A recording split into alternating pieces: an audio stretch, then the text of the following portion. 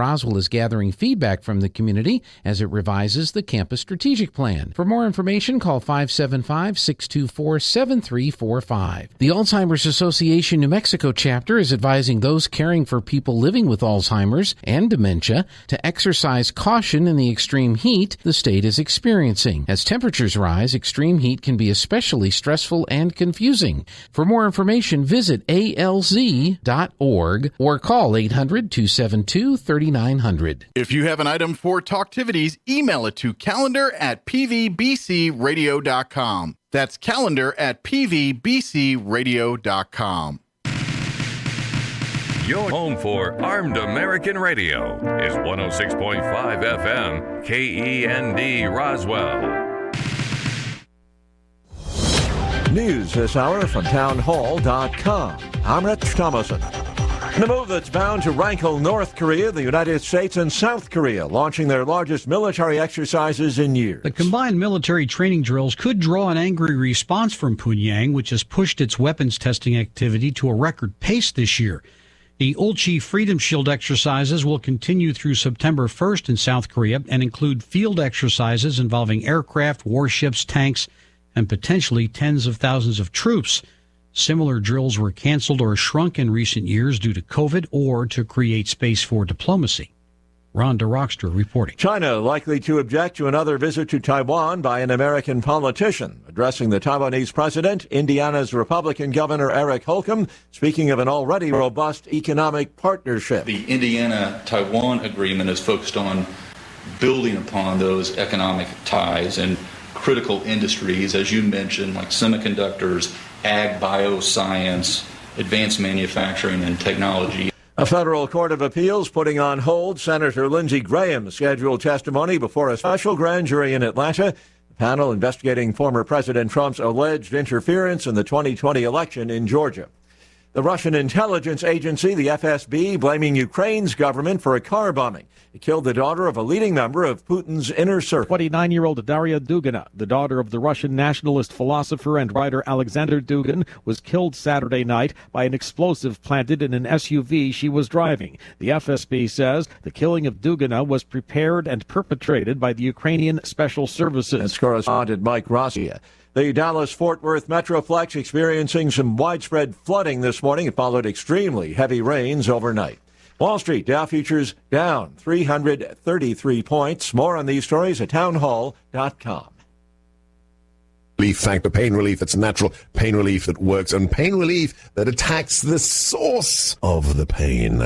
That's the experience of tens of thousands of Americans who are taking Relief Factor right now. See their incredible video endorsements at relieffactor.com and then order your 3-week quick starter pack for just $19.95. That's less than $1 a day. Find out if it can work for you like it works for me by ordering your 3-week quick starter pack today. Relieffactor.com, relieffactor.com. Be the next success story. Angie's List is now Angie, your home for everything home. With Angie, you could cross your next project off your to-do list before this ad is over. Just tell us what you need, and we'll handle the rest. Sending a top pro to get it done. Or browse reviews, compare quotes from pros, and connect instantly, all for free. For everything from routine maintenance to a dream remodel. Because however you want your project done, we'll get it done. Download the app or go to Angie.com. That's ANGI.com to get started. Electricity rationing is being tightened in China as a prolonged drought cuts power generation. Also serious concern about the drought's impact on agriculture. The BBC's Stephen McDonnell in Beijing. We've had this ongoing heat wave for months in China, which has resulted in a drought in half of China's landmass, if you can imagine. So huge impact on crops, a huge impact on even shopping centres because they're being restricted in terms of the electricity they're able to use because there's not enough water in the Yangtze River. This has restricted hydropower. Now, Sichuan province relies on its power from hydro sources to the tune of 80%. Latvia will tear down a Soviet-era monument that commemorates the Red Army's victory over Nazi Germany. News and analysis at townhall.com.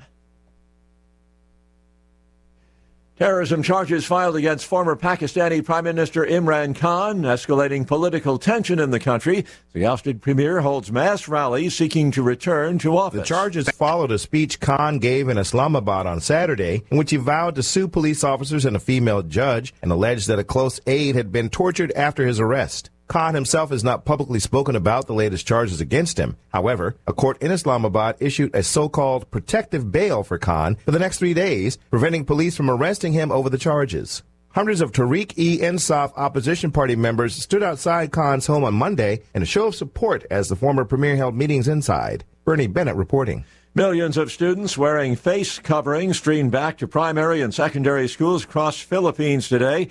Their first in-person classes after 2 years of COVID-19 lockdowns. More on these stories at townhall.com.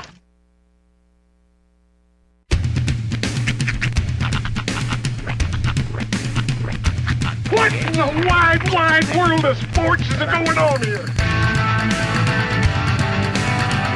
I promise you, whatever scum did this, not one man on this force will rest for 1 minute until he's behind bars. Now let's grab a bite to eat. Yeah, come on. I feel the hot wind on my shoulder and the touch of a world that is older. I hit the switch and check the number. I leave it on and then I slumber. I hear the rhythm ringing through it. Flamenco guitar and cumbia music. I hear the talking of the DJ. The travel witch and what does he say? I'm on a Mexican radio. Mexican World Radio. Broadcasting live from high atop the J.P. White Building in downtown Roswell, New Mexico. It's Mornings with Mike Winters on 106.5 Roswell's Talk FM.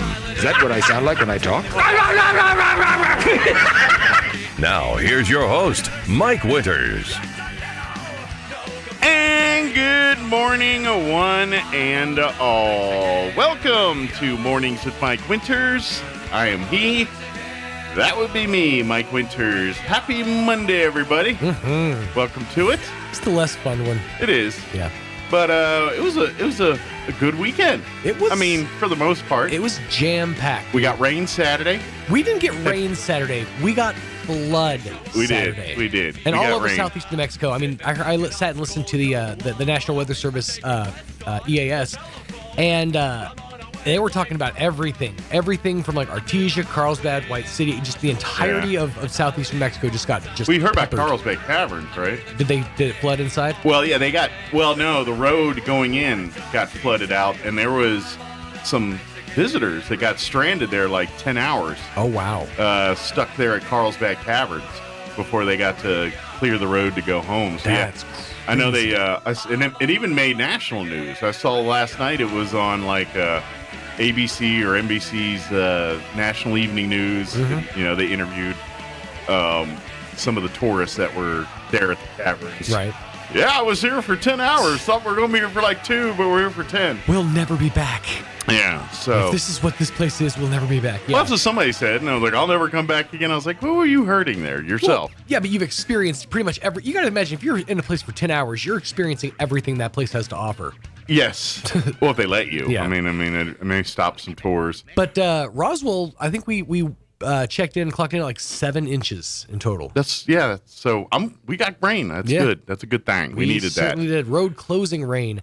I was out in it all day long too. Football victory Friday night for everybody too. I'm pretty sure I gave myself trench foot because I stepped into so many puddles on Saturday, just getting stuff done. And then to top it all off, one of the last places I went had a driveway that was basically just mud. And I almost got stuck, but I didn't get stuck. Luckily, made it home.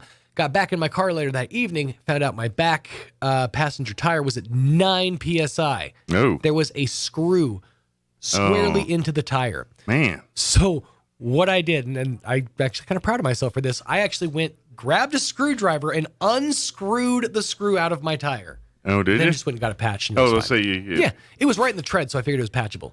So right, but you should have let them do it so they know where the hole is. Yeah, well, I didn't think about that. I was going to slime my tire because I had some slime and an air compressor, and the thing that says, take whatever the object is out of your tire. Okay. So you patched it to get it to them to patch slime it. Yeah. Okay. It held up it was a slow-ish leak. It held up enough air.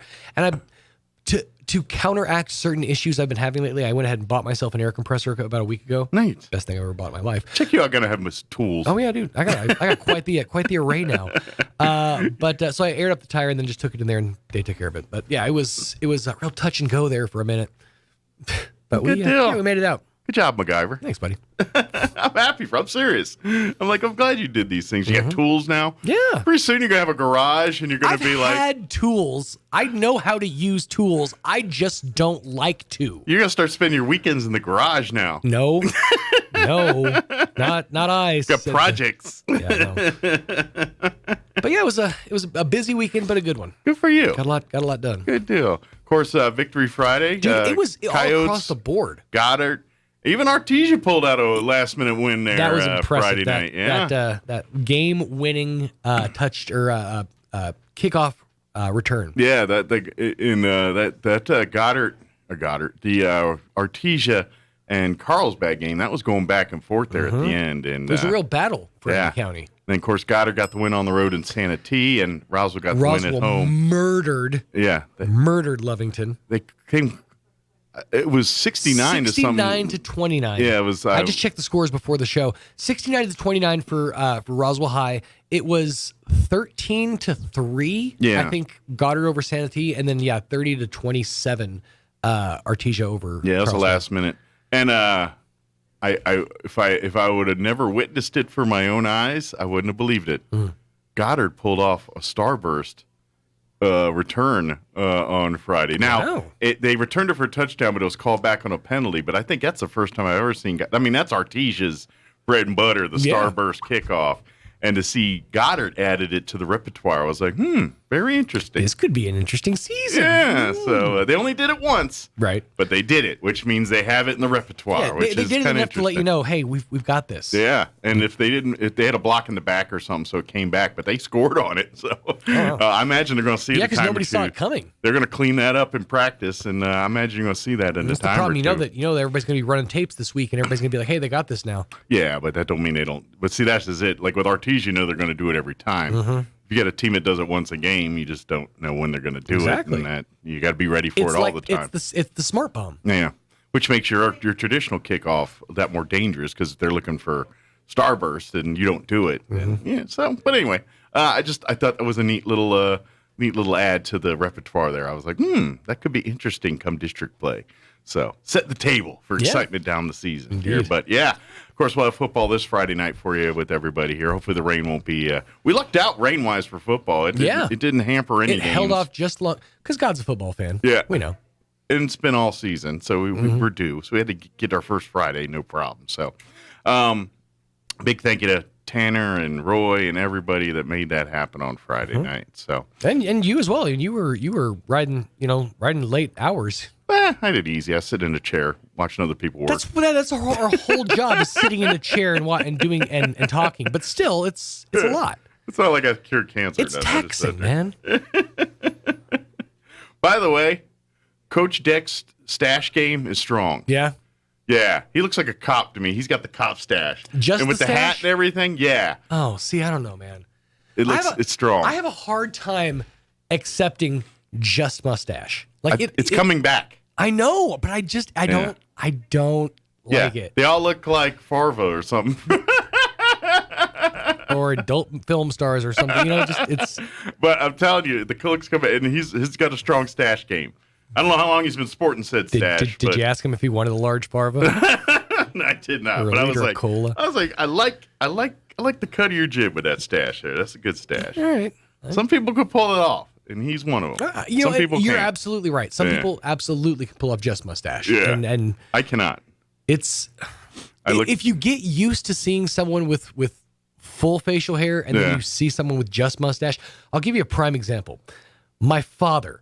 So his whole life basically had the same facial hair I do now. Not his whole life, but beard, goatee, the full growth. Towards the end of his life, he actually had to H2S certify for his job, and in doing that, you have to put a gas mask. Right, essentially. and you can't have facial hair. He shaved down to just a mustache. Yeah. And it was off-putting. Yeah. I had never to that point seen my father's chin. Well, and probably because of the requirements, you couldn't let it go past his lips. Yeah. So that automatically limits what you can do with your stash. You're absolutely right. You want to go handlebar, something like that's out the window. Like Hitler on, the best you could do, and you know what, to not besmirch that style, the Charlie Chaplin. How about the Michael Jordan? Because remember, for a quick second in the 90s, Michael Jordan rocked that mustache. Yeah. Real quick, because we got a guest tonight. Kim's into Judge Judy, and so she started watching the Judge Judy on Freevee or whatever it is now that they got, where she wears the pink robes and all that. There was this guy in one of the cases, and he had the little Hitler mustache. The hair was coiffed very weird, and he looked like just something, I don't know, like half Hitler, half Sammy Davis Jr., it was like a whole thing going on. But the part that made me laugh was he was calling the other guy weird. And I was like, that's a buck calling the kid a black Hitler. But he had that Hitler. I was like, I didn't know men still wore that stash anywhere today. Here's the thing. And he had the Hitler stash. If you're going to rock that stash, you better not ever hail a cab. Yeah. At that point, it's hailing a cab. Yeah. But anyway, you do you, bud. But it was just weird. He was like, that guy's weird. I'm like, man, look at you. All right, let me give you the rundown here. Joining us in just a few minutes will be nurse practitioner Regina Smith with Loveless Regional Hospital. We're talking colonoscopies here this morning, so she'll talk about that with us.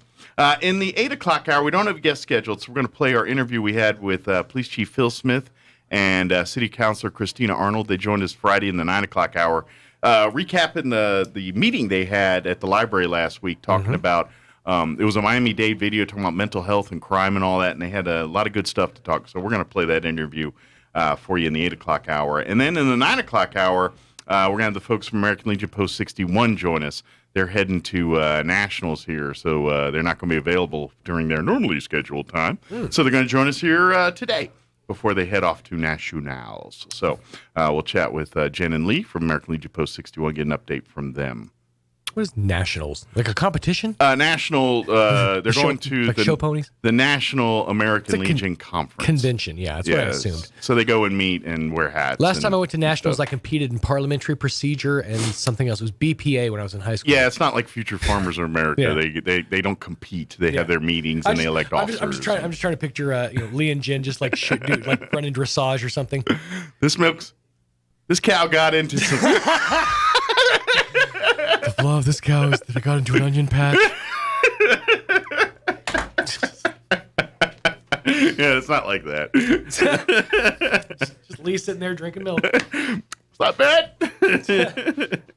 All right, it is 7:17. Let's get you up to date on the weather, which we still have rain chances. I'm meteorologist Steve Hamilton with your Pecos Valley weather. Looks like we'll have daily chances of showers and thunderstorms over the next few days, with some of that moist monsoon air getting into eastern New Mexico.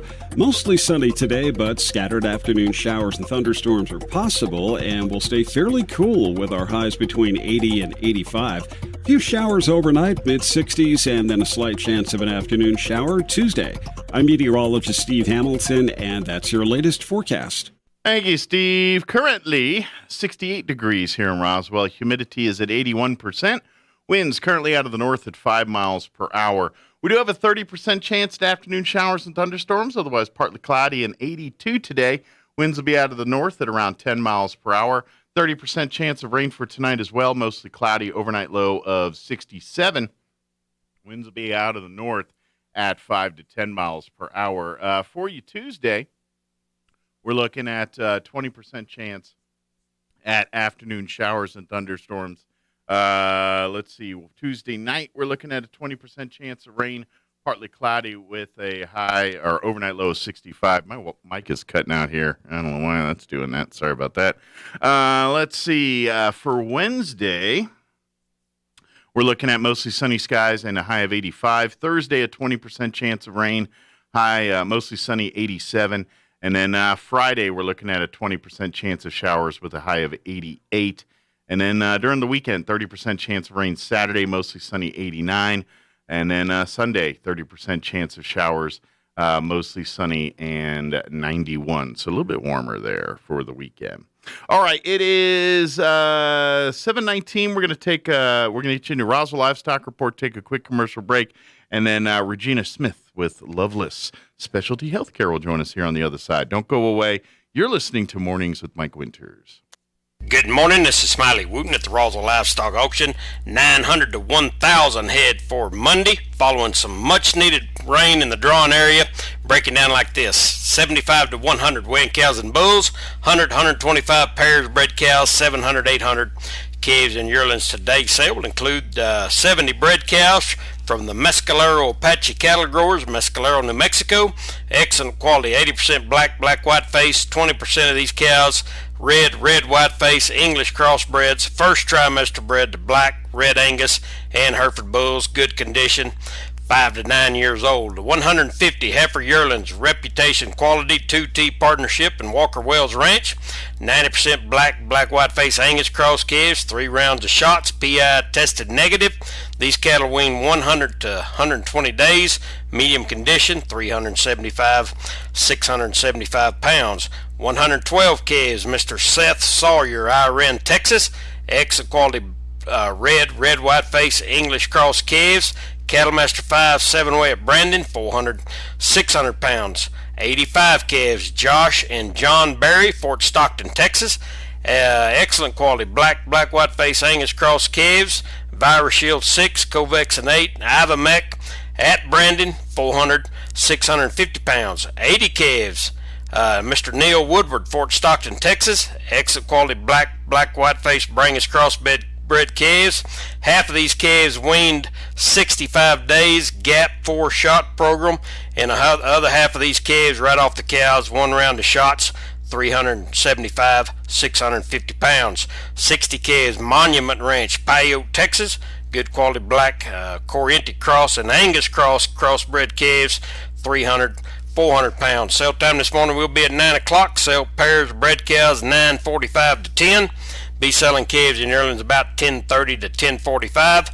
We expect to sell 1,000 head today. This is Smiley Wooten, Roswell Livestock Auction.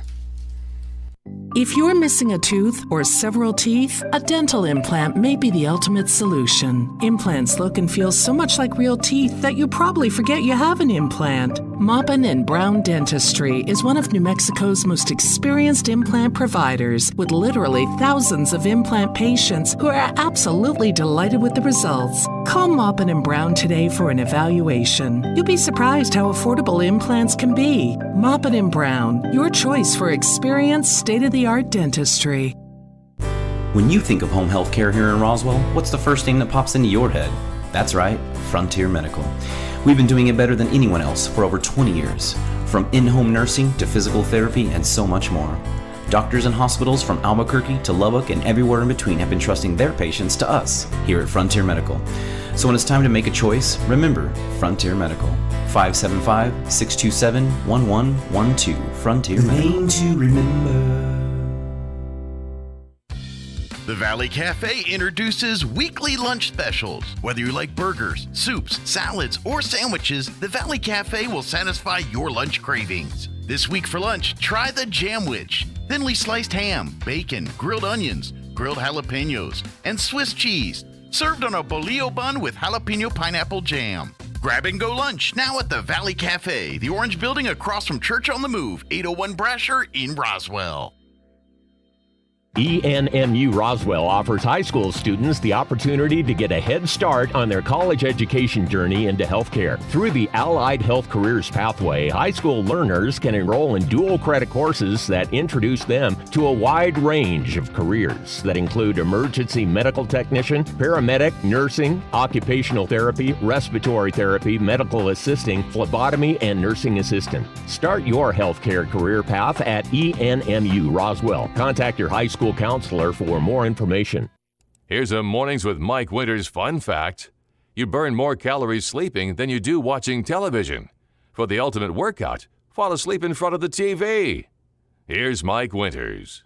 I don't think our next guest will recommend that. But good morning. It is 23 minutes after 7 o'clock. And joining us in studio this morning from Loveless, the Specialty Healthcare, Regina Smith.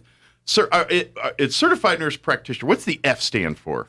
Family Nurse Practitioner. Sir. There you go.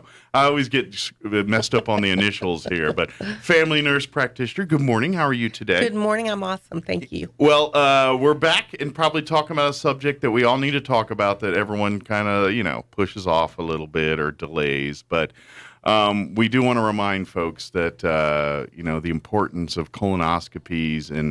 And I know no one's lining up to have people go right up the back end there and check things out. No one's like, I can't wait for that.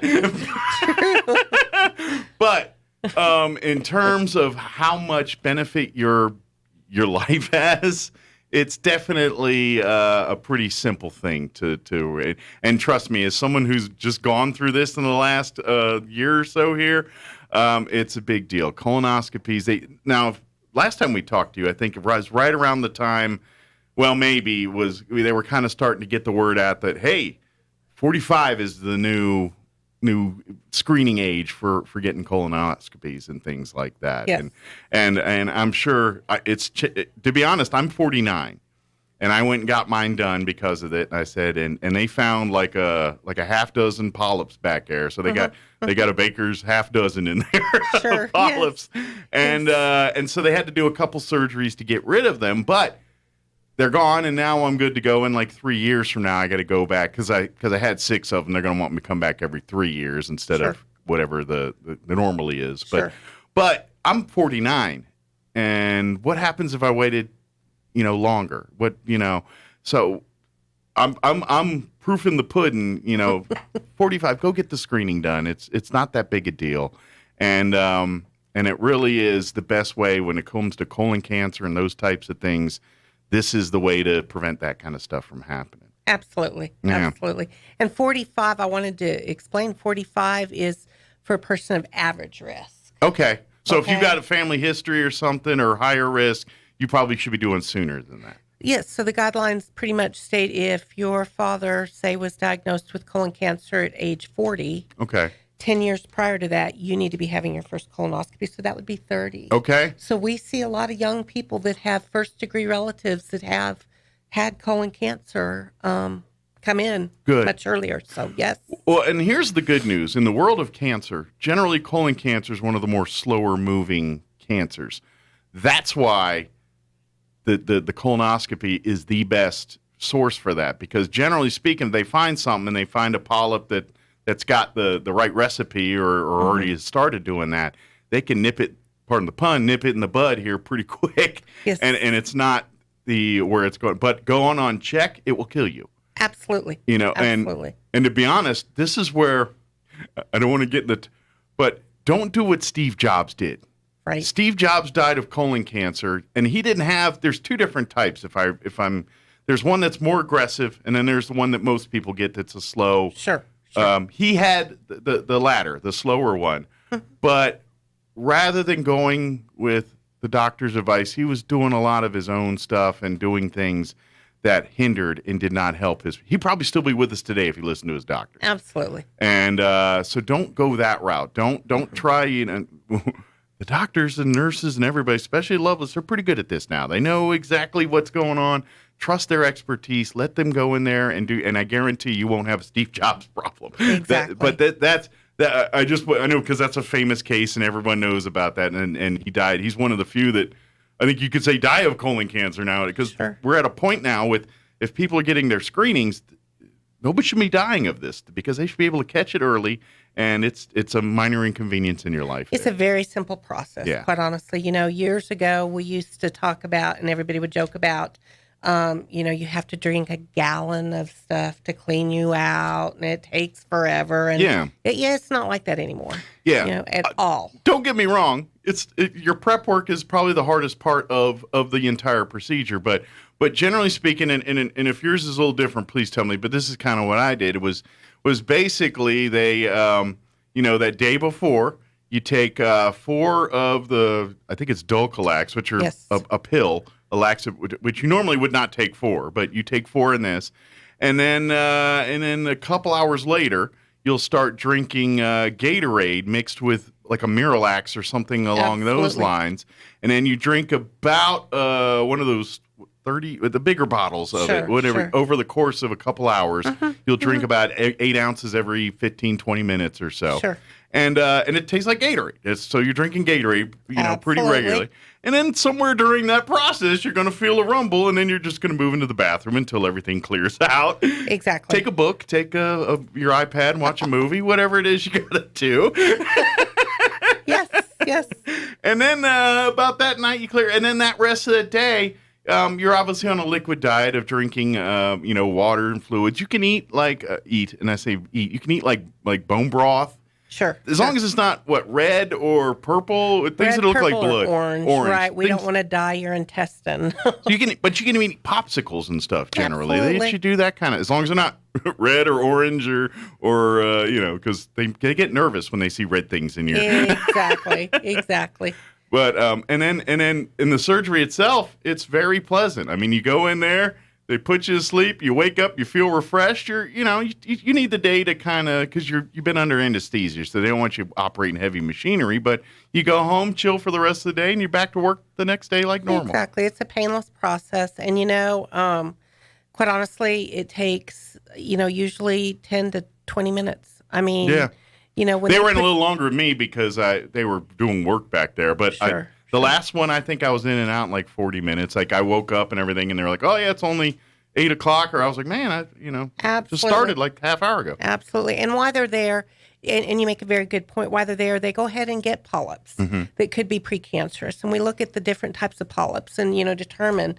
When do you need to come back by the different types of polyps? They're all sent off for pathology. We're able to tell, this is precancerous. This is more dangerous than this kind. This one's just a garden variety one. Yeah. It's very personalized. This is not a we run you through the mill type of thing, And that's very important because, when we talk about cancer is cancer. Whether it's breast cancer, whether it's brain cancer, whether it's colon cancer. Yeah, whether it's slow or fast, it's a scary word. Scary. Right? So, and, people don't like to talk about going and getting a colonoscopy. It's not the fun thing to go to. Oh, yeah. But it's necessary, Absolutely. Because it's a reality. And I promise you this: if your fears, and I get it, you're being knocked out. That's a lot. It's a different world for most people. The doctors and staff, they do this every day, and it's. I mean, don't get me wrong. They pay attention to detail and everything else, but in their world, these are routine procedures. This is something they do. I don't know. You and the doctors probably do what? A dozen of these a day or some. I have no idea how long they take, but on average, they do multiple ones of these a day, all day. Well, Dr. Torres is our surgeon that does the colonoscopies.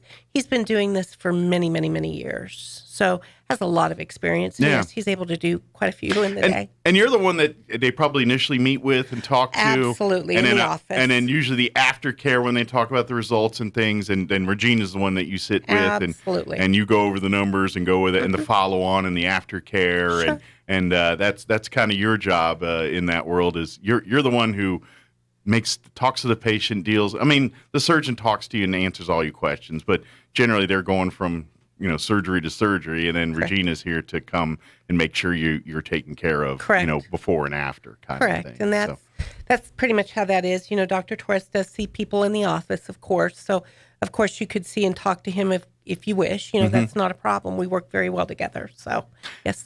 And here's the thing, because you're generally starving after your procedure, and that's kind of your reward is go anywhere you want for eat or breakfast, depending on the time of day you have it.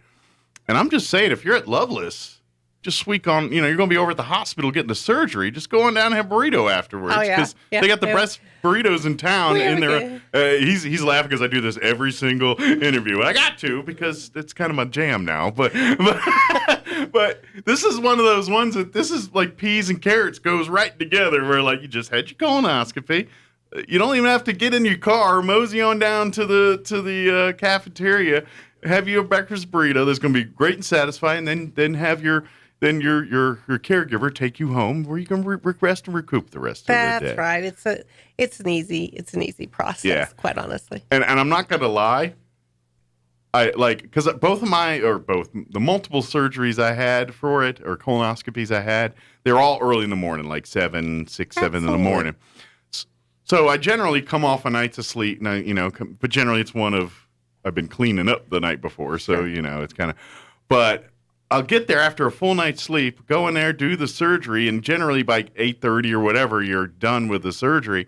But after that, whatever the anesthesia it is, I feel like I've had a full night's sleep, like you've only been out an hour or whatever, but you feel like you've had a full 8 hours sleep rested. Like, you know what I'm talking about? Sure. Like you wake up and you're like, hey, it's going to be a good day here, Right. I've never, I don't get that all the time, like waking up in the morning from your sleep. And it's but the 3-4 times I've gone to colonoscopies, I've had it each time. Sure. And I'm like, I kind of dig this little. It's kind of, when you wake up, you're just like, oh, I'm just waiting for birds to sing or something. Oh, maybe it's just my experience, but It was kind of nice. Yes, it is. It is. So. Yeah. So please get these things scheduled.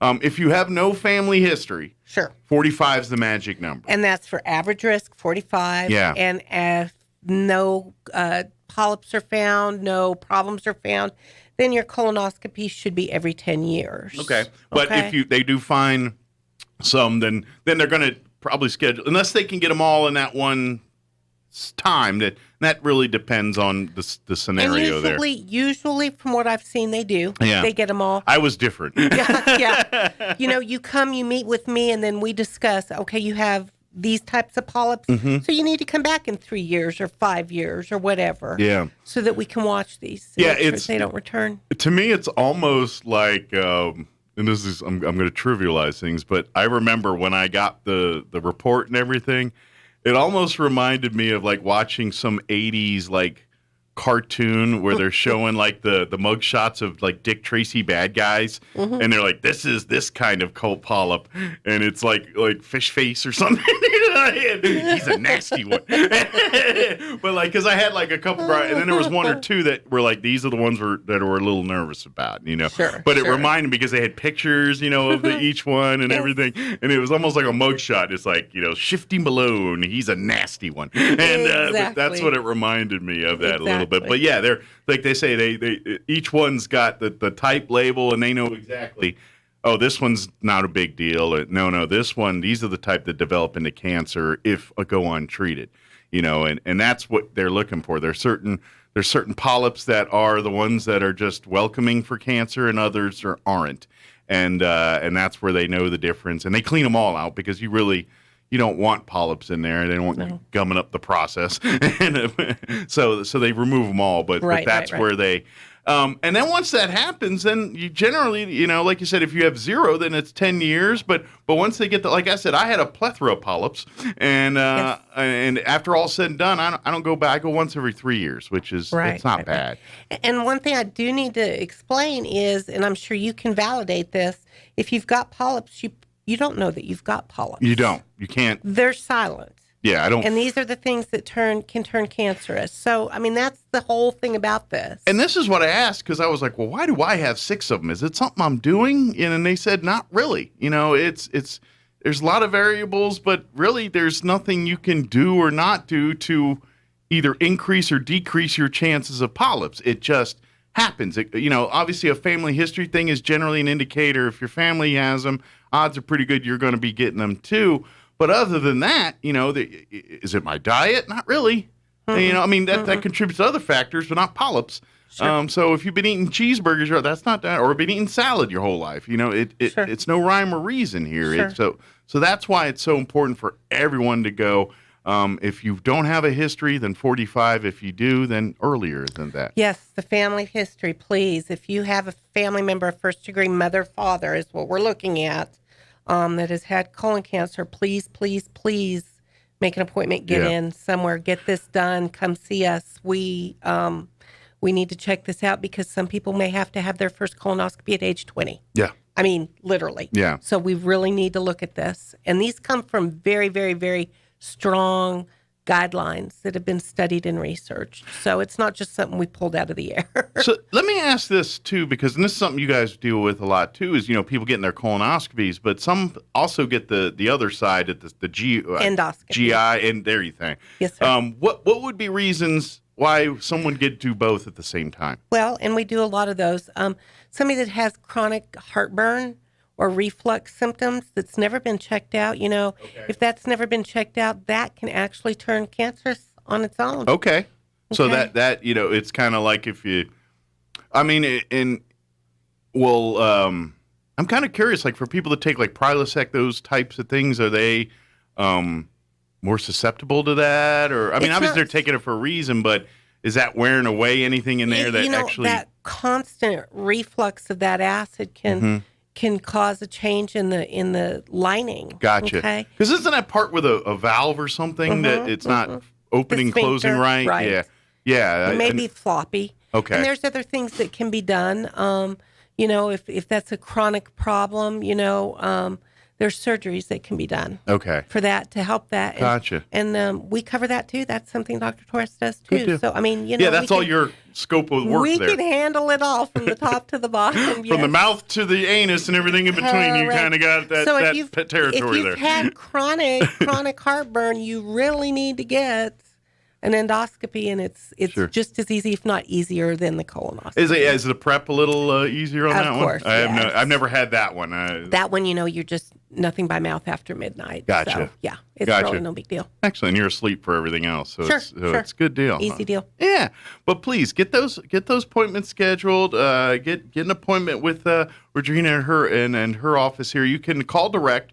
575-625-3400. Correct. And of course, they're located on Country Club, 311 West Country Club, Suite 1 there, and not at the main hospital. You'll go there for the actual surgery. Correct. But for the prep work and the consultation and all that, you'll meet Regina at the office there on Country Club. Correct. And get that taken care of. And even if you're not sure if you need a colonoscopy, maybe you're just having issues like acid reflux, or you're having digestive issues, diarrhea or constipation, things like that.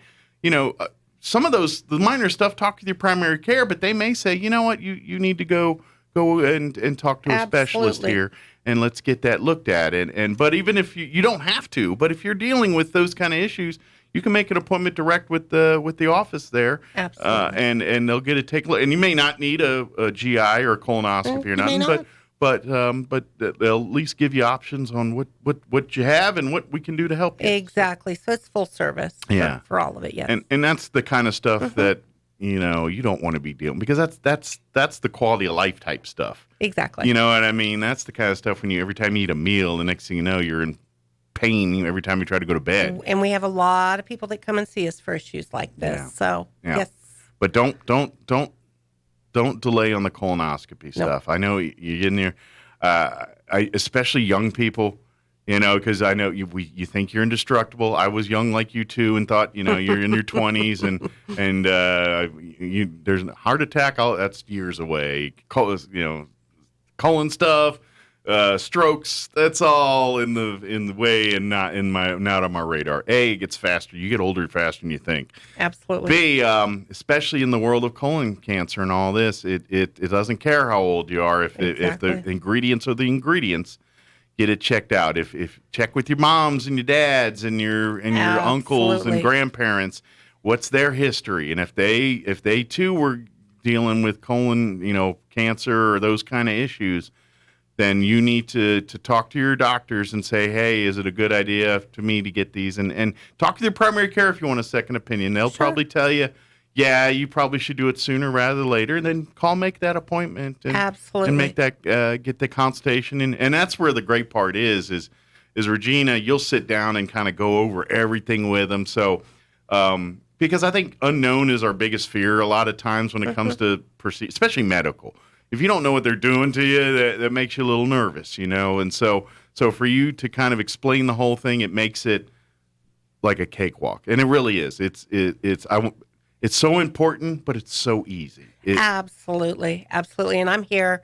That's what I do. I'm here to make you comfortable about it, answer any of your questions, go through it step by step with you. Yeah. So by the time that we're done, you're going to have a much better level of comfort with it. And I'm telling you, it really, like, I will tell you this, after the second surgery, when they did remove a bunch of polyps, I was in a little bit of discomfort for a day or two, but they were doing some work back there. For the typical stuff like that, you don't feel a thing. You don't notice a thing. No, You're don't. good to go. With that one, I had some bleeding and things for a couple of days, but that was because they were, like I said, they were doing some work in there. Sure. And they put their hard hats on and get in there. But and that's why. But even after that, a couple of days, I was fine. And then when I had one, the one after, about 6 months later or whatever, to finish the job up, that was easy peasy, real, like the normal colonoscopy was the first time. So So the only time I had any kind of a little bit of rough afterwards for a day or two was when they pulled a half dozen, or I don't think they did all 6 at that time, but they did a good majority of them at that one time, and that's a little bit of work, but but that was it. And I'm the extreme case there. If you're normal and average, you're not dealing with any of that. Oh stuff, no, not at all. Yeah, not at all. And if you get 1 or 2, it's no big deal. It really isn't. It's not the end of. This is why, because you had a colonoscopy in your 40s instead of your 60s or 70s for the first time, and because at that point, finding something like that, a little polyp wouldn't be, but that's probably not what you're seeing at that point in someone's life. You're seeing something that's more developed, more maybe cancer at that point. It's absolutely possible, yes. Yeah. Yes. So that's the trick here. It's colon cancer. It can be common, but it's very slow moving, which makes it easily treatable if you catch it in time. And it can be very silent. Yes, that's the thing. You don't feel issues. You feel normal until it's too late, till it's so big and to the point where it's impacting and blocking things. Exactly. And then once it's at that level, then it's a serious issue, and we're worried about your life at that point. It absolutely is. So don't let it get to that point. Exactly. Just make it easy. Come see me. When you turn 45, schedule that appointment, just like for women with your mammograms or your heart tests and those. When you hit those milestones in your life, to get these things done, 45 is the one, and this is for everyone. Men, women, if you have a colon, which we all do. Exactly. Then you need to schedule this colonoscopy. And if you need to schedule before that because of family history, please talk with your primary. If you don't have a primary, call our office. And ask. We will get you in. We will get you taken care of. Yeah, don't just ignore it. It's too easy to make this not a big deal. Correct. For you to do that. But please call the office direct, 575-625-3400, or come by for a visit, 311 West Country Club Road, Suite 1. Sure. And come on by, and Loveless has got you covered with everything else too. If you're dealing with any other issues, come on by to the specialty healthcare clinic or any of the facilities that are part of the Loveless group here, and they got you covered. Exactly. I know we're in the fall here, and people, still looking at other preventative care things, mammograms. Please, I know the world of COVID's probably put a little of that on hiatus for a while, but we're past all that. You need to be back checking with your doctors, getting your regular visits, and don't be not taking care of those appointments, things like that. That's the trick with this and anything else. It's having that relationship with your healthcare professionals so that you are on the same page and working together in concert, as opposed to. And that's I think a lot of people need to, when the doctors and the nurses and everyone give you that information to talk about, they're not doing it as a, all right, you got to do this or you're going to die or you're going to be sick kind of thing. Look, they're trying to figure out a problem, and they're working with you on figuring out that problem. And if you look at it in terms of, this is me going to either take this and die or not take this and die, then it's a whole different. But if you're looking at it as like, hey, we've got a mystery to solve here. Something's not working right. We've got to fix it. It's no different than you're talking to your mechanic, and the mechanic's like, I'm not sure if that's the radio. Is that a muffler or is that an exhaust thing or what? We're talking about. It's no different with your healthcare professionals. They're saying, all the indicators point to us that it's a muffler, but it might be the exhaust. You know what I mean? And that's that. If you think of it in that term of relationship, like, hey, you're working together to try to pinpoint a problem and ultimately fix it, then you're going to understand that doctor and nurse and patient relationship much better. Absolutely. Absolutely. And that's where you come from there, as opposed to, I'm just scared you're going to stick me with that or poke me with that or put that somewhere I don't want it to go. Exactly. And change your mindset about it a little bit that way. So, is there any information you wanted to share that I just skipped over? I just wanted to let everybody know that Loveless also, like what you brought up, we've got our specialty clinic. We've got our primary care clinic, which is very, very big, very, very busy. Yeah. But easy to get into. Sure. We've got our orthopedic clinic. So Loveless is, like you were talking about, full spectrum. Yeah. So we can help you out. All you need to do is give us a call. And the great part is, you work with Eastern and other hospitals, so your doctors so even if you have a doctor over here in your primary care, but you want the Loveless folks looking at you for the colon, they work hand in hand and all that stuff. So don't feel like you're obligated to one or the other because that's where your doc. Go where you want to go. That's absolutely. And they'll work with you and take care of you. And you will meet me in the office, and I will be the face that you see when you come in. Yeah. And then after your colonoscopy or your procedure. Regina's going to be your guide through the colonoscopy. I will guide you through this. She will be taking you down the yellow brick road as you go through and guiding you through all the steps and easing any fears or issues you have. And basically, by the time you're done with her, it's going to be no big deal for you. You're going to be like, oh, this is what I'm worried about. It's like, yeah, the only thing that stinks is you're going to be stuck on a toilet for a few hours on the day before. That's the only part. Is you're going to be like, wow, where did that come from? Sure. But, honestly, it's a really small price to pay. It is. To have some insurance, that you're doing well or that you do need to have something looked at differently. And if you got a busy, chaotic life, look at it glass half full. You're going to have hours to yourself the day before where no one's going to be harassing you, knocking your door, phone calling you, be like, look, I'm indisposed, and you got you time for 3 hours. Absolutely. Yes. But again, folks, if you have any questions or want to get a colonoscopy scheduled, or just you've got some healthcare issues that involve with the digestive GI area, and you need that of a specialist to come take a look at you, don't hesitate to call. At 575-625-3400. That's Loveless Specialty Care Health Clinic. I'll get that right. 311 West Country Club Road, Suite 1. Come on by. And that's also the same place for all the other, specialty doctors there as part of Loveless too. So if you're going there to work on, cardiology, whatever it is you need. Yeah, they've got the specialists there that they'll take care of all that. And then get you ready for surgeries or whatever they got to do to fix you. Yes. So. Yes, sir. Good deal. One more time, 575-625-3400, or come by Loveless Specialty Healthcare Clinic at 311 West Country Club Road, Suite 1. Come on by, and then don't forget, after your appointment, go over to the hospital and have a burrito. There you go. Thank you very much. I'm sure you got a group of patients ready and waiting for you when you get to work here to ease their minds and get them ready for their colonoscopy. Yes, sir. So, thank you. Thank you very much. Have a great week, and we'll see you next time. Be blessed. Okay? Thank you. Thank you. All right, 7:51. Let's pause for some news. Kim Commando, quick commercial break. Don't go away. Now for a Pecos Valley news update, I'm Jared Cirillo. The Roswell Police Department is investigating a shooting homicide that occurred just before 4 in the morning Friday in the 600 block of South Missouri Avenue. The victim identified as 36-year-old Robert Smiley of Roswell. Emergency responders found Smiley dead inside a travel trailer on a residential property. He had at least one gunshot wound. Roswell police currently working to identify the perpetrator. If you have any information, you are urged to call RPD at 575-624-6770. And also on the police beat in Roswell, a man from Texas has been charged in connection to at least 10 vehicle burglaries and 5 attempted vehicle burglaries in Roswell over 2 days in June. 39-year-old John Grachin of Midland was jailed on June 29th after his arrest in Roswell for a number of warrants. He has since been extradited to San Juan County, New Mexico.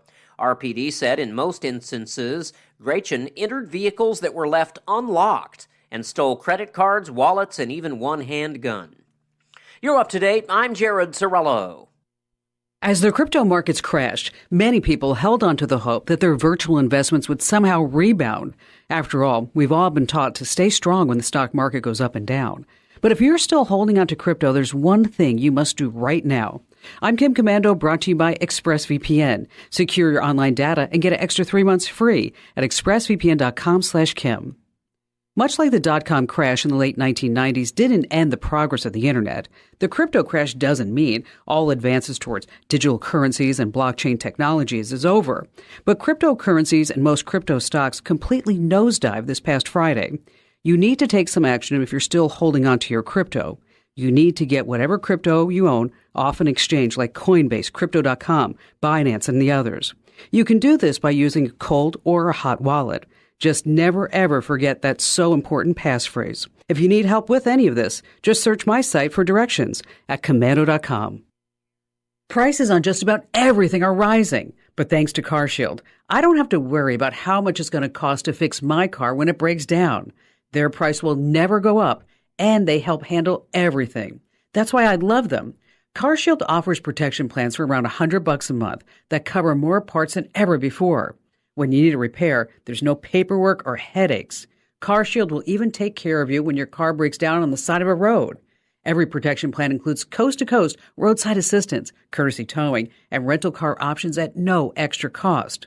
So as long as you cover your car, no matter how old it is, you're protected from the rising cost of parts and repairs.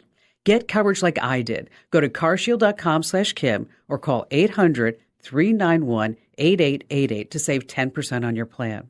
That's carshield.com/Kim or call 800-391-8888 to save 10%.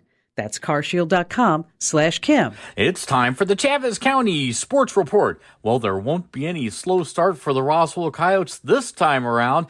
The Roswell football team took to the field on opening night, Friday night, and destroyed Lovington at the Whirlpool 69-29. Season opener, of course, for both squads. Roswell was up 49-22 at half. Other scores from Chaves County teams: Goddard High wins its first game of the season, defeating Santa Teresa on the road by a score of 19-3. It was NMMI winning at home against Mescalero Apache. Final score: Colts win by a score of 43-12.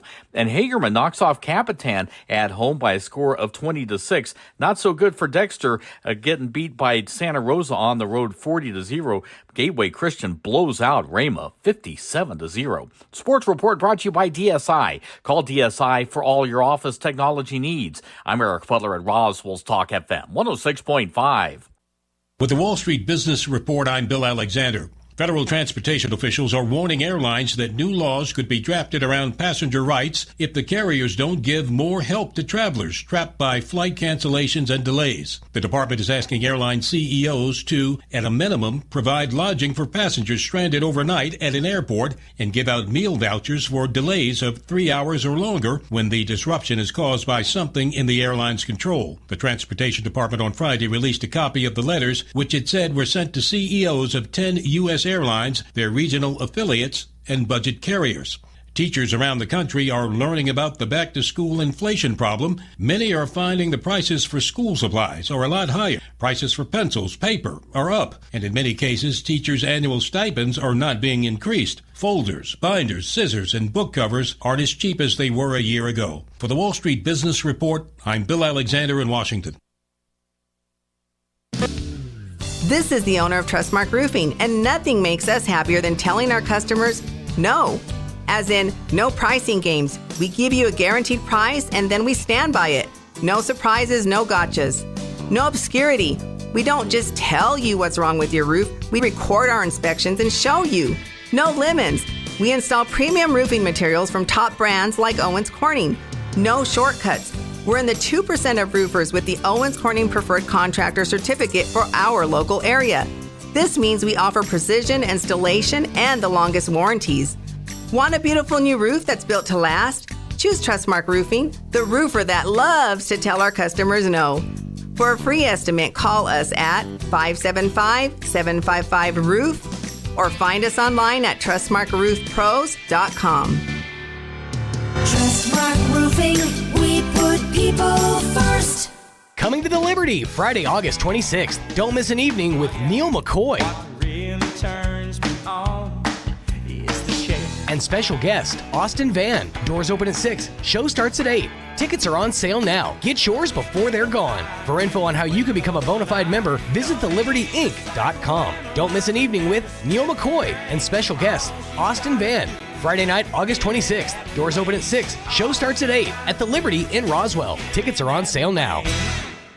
How do you make the most of your land? Shaw does it behind the wheel of a John Deere 1025R compact tractor, as he does everything to make my yard look as beautiful as I possibly can. But the Hubbards use their 1025R because we really are trying to create this homestead. There are millions of ways to make the most of your land. How will you make the most of yours? Nothing runs like a Deere. Stop by Pecos Valley Equipment in Artesia and Roswell, or visit us online at pecosvalleyequipment.com. The Bulls are coming to Roswell, and the savings are coming to Roswell Nissan. We have a selection of over 25 brand new vehicles on the lot, so you can ride away today in an all-new 2022 Frontier, Pathfinder, or Rogue. And the pre-owned lot is stocked with herds of practically new vehicles in stock, with many 20s and 21s in stock. And we have over 100 vehicles on the lot. When no one has vehicles, Nissan does. Get ready for bull riding action and head for Roswell Nissan, 2111 West 2nd. Your home for Coast to Coast AM in Roswell, 106.5, Roswell's Talk FM, KEND, Roswell, New Mexico. Time for Town Hall News. We'll be back on the other side of Town Hall News. We're going to play our interview with Police Chief Phil Smith and Christina Arnold, City Councilor, we had on Friday. That's up next. News this hour from townhall.com. I'm Rich Thomason. He calls it very unprecedented, and Texas Republican Congressman Dan Crenshaw says the Biden Justice Department acted irresponsibly in the FBI's raid on Mar-a-Lago. Crenshaw telling CNN State of the Union the raid was, in his words, automatically political because it was on the home of a former president who could run again in 2024. The leaders of the United States and Britain, France, and Germany got on the phone over the weekend. They talked about the Iran nuclear program. According to a White House readout of the call, the leaders discussed ongoing negotiations over a revived nuclear deal, the need to strengthen support for partners in the Middle East region, and joint efforts to deter and constrain Iran's destabilizing regional activities. Last week, the U.S. and European Union said they were studying Iran's response to a final proposal to revive the 2015 deal. Greg Clugston, Washington. Republican Senator Lindsey Graham's on-again, off-again testimony before a special grand jury in Atlanta is off again. The panel's investigating former President Trump's alleged interference in the 2020 election in Georgia. Graham had been slated to testify before the panel this week, but Federal Court of Appeals issuing a temporary stay on the order for Graham to appear. More widespread, potentially flooding rains in the forecast early this week from Texas, including the Dallas-Fort Worth area, which has already seen some severe flooding across a large swath of the southeast. The rain is needed, but there's an awful lot over a short period of time. Forecasters say it could produce dangerous flooding. Closing arguments due today in the retrial of two men charged with conspiring to kidnap Michigan Governor Gretchen Whitmer in 2020. The defense has argued entrapment by the FBI. On Wall Street, the Dow is down 415 points. More on these stories at townhall.com.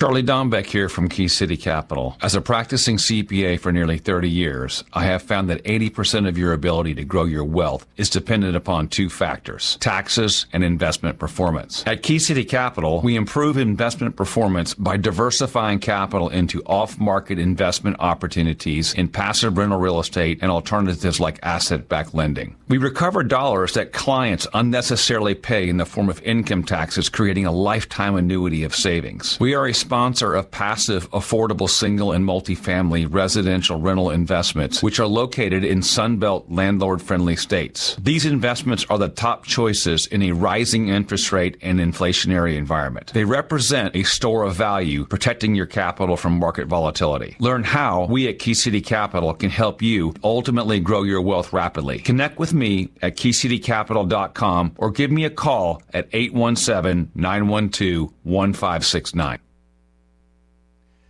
Mexican authorities handing an accused drug lord over to the U.S. A federal district court in the U.S. had long been seeking the extradition of Carlos Arturo Quintana, alias El Ochenta.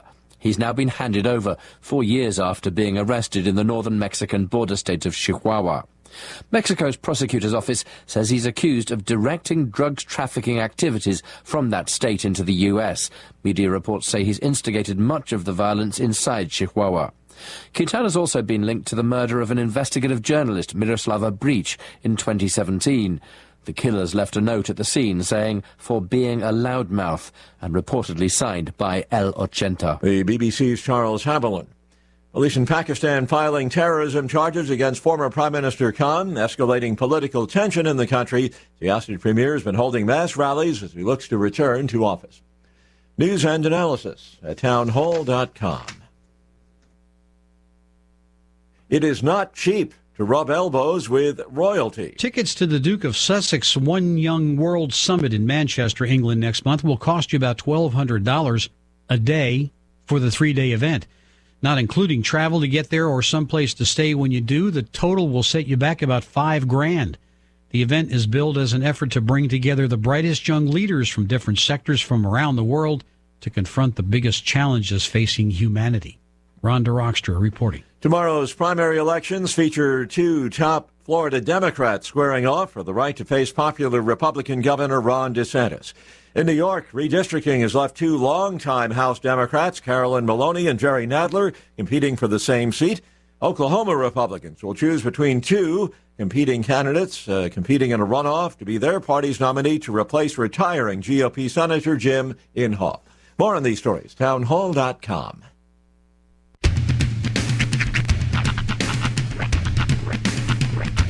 What in the wide, wide world of sports is going on here? I promise you, whatever scum did this, not one man in this force will rest for 1 minute until he's behind bars. Now let's grab a bite to eat. Yeah, come on. I feel the hot wind on my shoulder and the touch of a world that is older. I hit the switch and check the number. I leave it on and then I slumber. I hear the rhythm ringing through it. Flamenco guitar and cumbia music. I hear the talking of the DJ. The devil listen, what does he say? I'm on a Mexican radio. I'm on a Mexican radio. Broadcasting live from high atop the J.P. White Building in downtown Roswell, New Mexico. It's Mornings with Mike Winters on 106.5 Roswell's Talk FM. Is that what I sound like when I talk? Now, here's your host, Mike Winters. And good morning again. Welcome to hour number 2 of Mornings with Mike Winters. Go ahead, deuce it up. Deuce. The deuce. Good morning. Welcome to hour number 2 of Mornings with Mike Winters right here on 106.5 Roswell's Talk FM. Thank you, Tanner, for deucing me up. You can only say that on this show without it sounding weird. But happy Monday, everybody. Hope you're having a delightful day so far. Got a little moisture, sun's out this weekend, so hope everything's going well for you. I was during the break, I was reading up. I got a little caught up on some of the weekend activities on Facebook there. Just checking out, some of the, Roswell concerned citizen groups, freedom groups, those things that they're on Facebook there, and reading those and just kind of seeing what people are saying. I generally don't comment because, well, one, I got a radio show, so I don't feel the need to as much because I got a radio show. But part of it is I know what happens when you go down rabbit holes on Facebook and start commenting because people say things you don't necessarily agree with or talk about. But I'm not new. I know what happens when you try to engage there, and I don't. Because I don't believe in the process there. I don't think Facebook or any of that's a good tool for any of that stuff. If you want to get the straight information, but for opinion and news content, if you're just trying to find out what's happening here, then you get at least connected a little bit that way. But as far as the details and what's right and what's wrong, I mean, that Facebook's and social media in general, I think, is just an awful source for that stuff because and just we live in a world now where everything's at your fingertips, and we, the consumer, have to be smarter than we used to be. It's many, especially people my age and older, you grow up, turn on the news at night and, things, and you relied on that stuff. You open your newspaper and you say but we don't live in that world anymore. Now anybody with a keyboard and a thought can get out there, and it gets put in under the guise of news or stated as fact when somebody just spouted off on their social media. So I don't put stock into that. I don't, and never will. And I know people will argue with me, and sorry. Any place where anybody with a thought can get out there, and then I'm not going to treat that as gospel. I'm not. And to be honest, the caliber of people that sit and argue with others on Facebook all day, I don't think you're right in the head either. Because I think you have something going on in your brain it's telling you that you have nothing better to do than sit and argue with people all day. And there's people, and I don't care how right you are in your head or wrong you are. If you've got nothing better to do than sit there and argue with people all day on Facebook, then you're not living your life right. Sorry. That's just my opinion, and that's what I think of you. Because if you really want to affect change, get out there and do something about it. Don't sit here and yell at people on Facebook. If you're not happy with going on with animal control, you're not happy with things that are going on with the city, or vice versa, whatever it is. Because I see it, and people, and here's the other thing that ticks off a lot of people. I see, and this is on local city pages. Okay, and all I'm seeing is people busting on Republicans for being rhinos, or Democrats for being Democrats, or Democrats busting on Republicans just because they're Republicans, and they're like, oh, this is your boy here, here's what he's doing. And I'm like, wonderful. You're doing all that on the city page. I hope you feel better about yourself. Makes you feel good inside and feel like I got that guy. Ooh, yeah, I told them off, or I made them look stupid. I hope it makes you feel better, because that's all it's doing. It's not solving a dang problem here at all. It's not fixing anything here. And if you're just sitting there doing that, you're not part of the solution. You're part of the problem. And I got no respect nor time for you.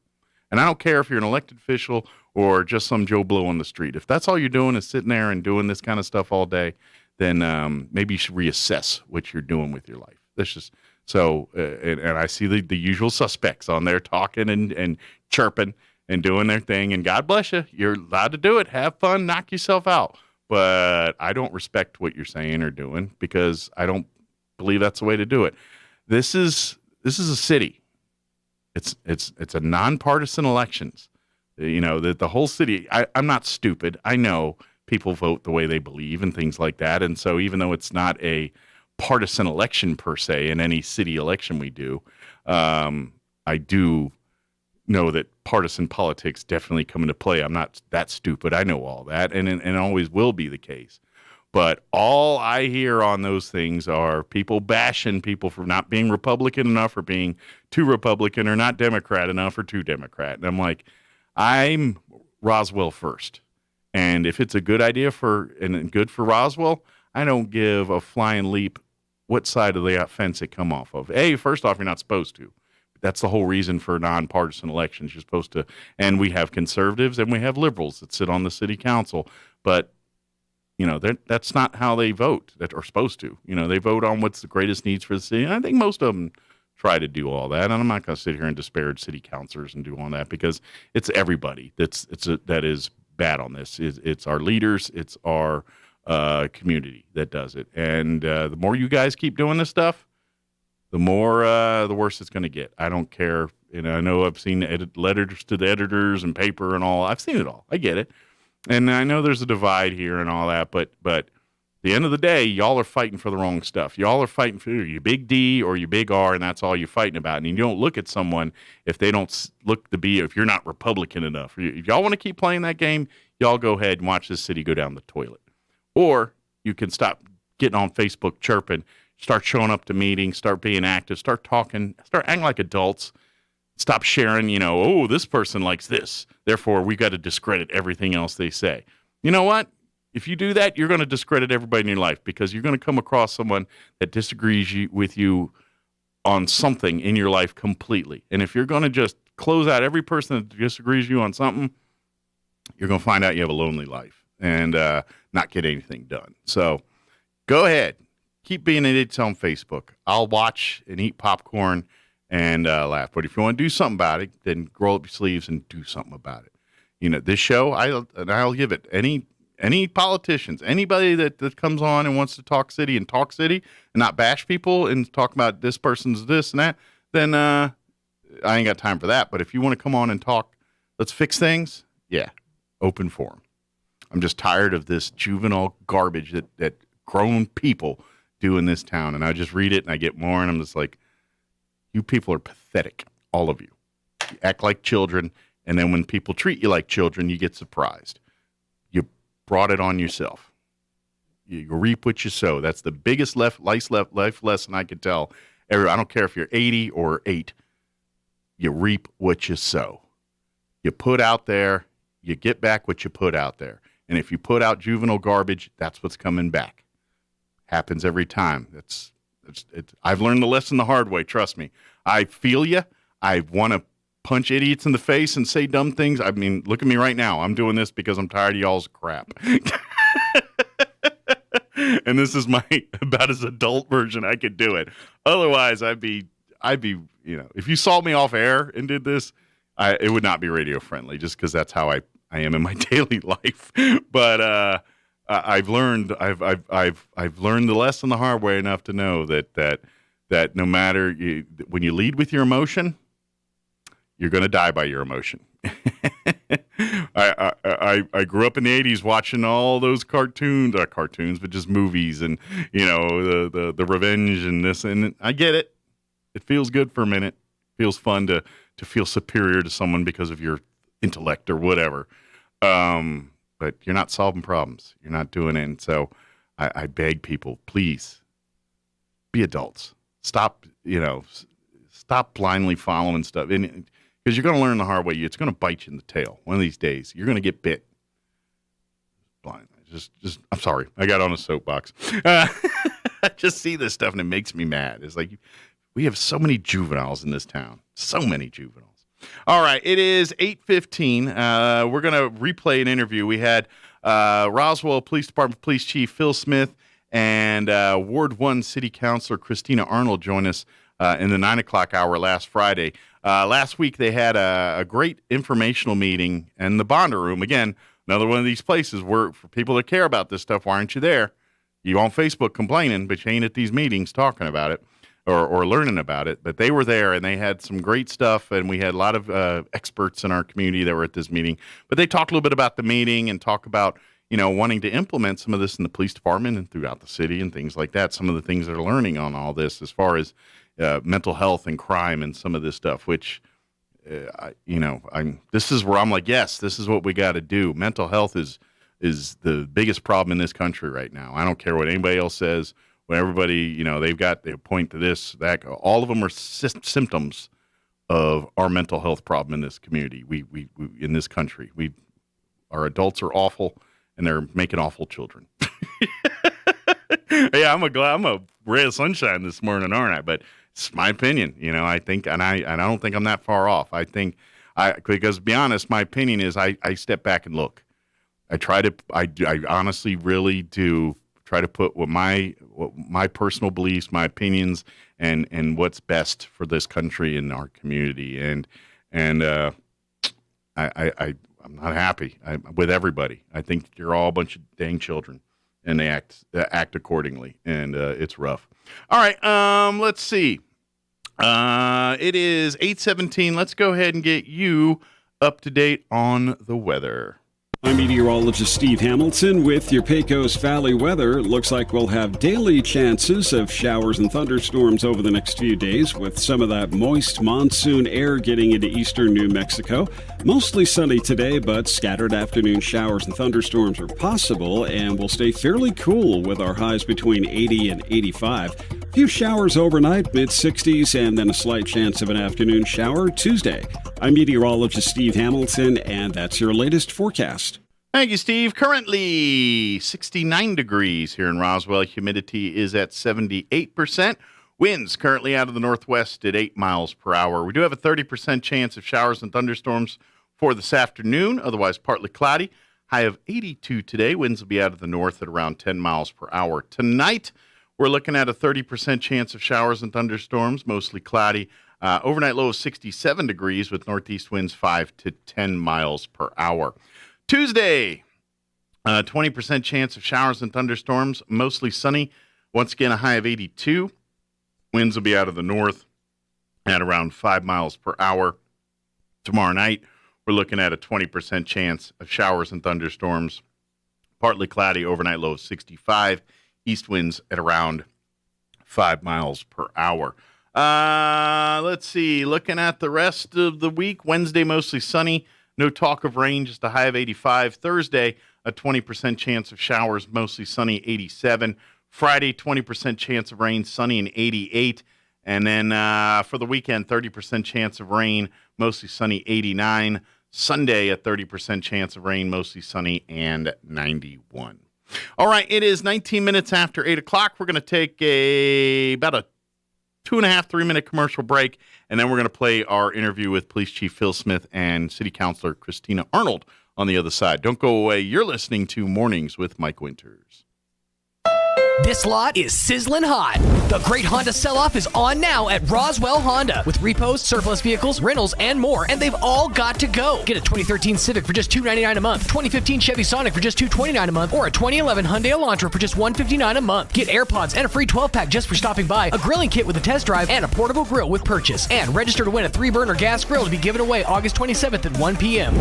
The Great Honda Sell-Off on now at Roswell Honda, 2111 West 2nd. Martine's Capital Cafe in Roswell offers authentic and highly rated New Mexico food. Explore their amazing menu featuring huevos rancheros or asado with eggs or their green chili stew. And you can't forget their award-winning green chili cheeseburger, all made from scratch using their finest and freshest ingredients. Open for carryout with curbside delivery or limited dine-in. Just call ahead 624-2111. Martine's Capital Cafe, always pleasing the most refined palate. Open Monday through Saturday from 6 a.m. to 8:30 p.m. at 110 West 4th in Roswell. Pressure Services LLC in Artesia has immediate openings for experienced vacuum truck, kill truck, and hydrovac operators. Operators must hold a Class A CDL or Class D CDL, at least 2 years of experience, and be at least 25 years of age. All positions require a clean driving record and must be able to pass a DOT drug and alcohol screen. Pressure Services offers great pay with IRA benefits and employer contributions toward health benefits. Please apply in person at 402 West Main in Artesia, inside the AIDS Safety Facility. Equal Opportunity Employer. Hi, I'm Dr. Keon at Carabelli Dental. Same-day smiles are what we do. My passion is helping patients chew, talk, and live with confidence. That's why I'm one of the few doctors in the U.S. who can create beautiful same-day smiles with the latest digital implant technology. This procedure is life-changing. Just ask Sean. Hi, I'm Sean. I've been that voice that you've heard on the radio for most of my life, but I'm also a dad to 2 amazing kids. I've had a million reasons to smile, but in all my old pictures, I was never smiling. Truth is that life of improper care and being dealt a bad hand genetically left me practically with no teeth. It affected everything from the way I ate, the way I talked, and of course how I interacted with people. And that's where Dr. Keon and Carabelli stepped in. They eased my fears. They explained every step of the process in a way that I could understand, and they made me feel almost like I was part of the team. And now, I can't stop smiling. I have so much more confidence, and I love looking in the mirror now. I can't explain how much of a difference Dr. Keon's dental implant process made for me. Our team can help you find your smile too. Come see us at Carabelli Dental, 575-622-4455. Here's a Mornings with Mike Winters fun fact. A group of 12 or more cows is called a flink.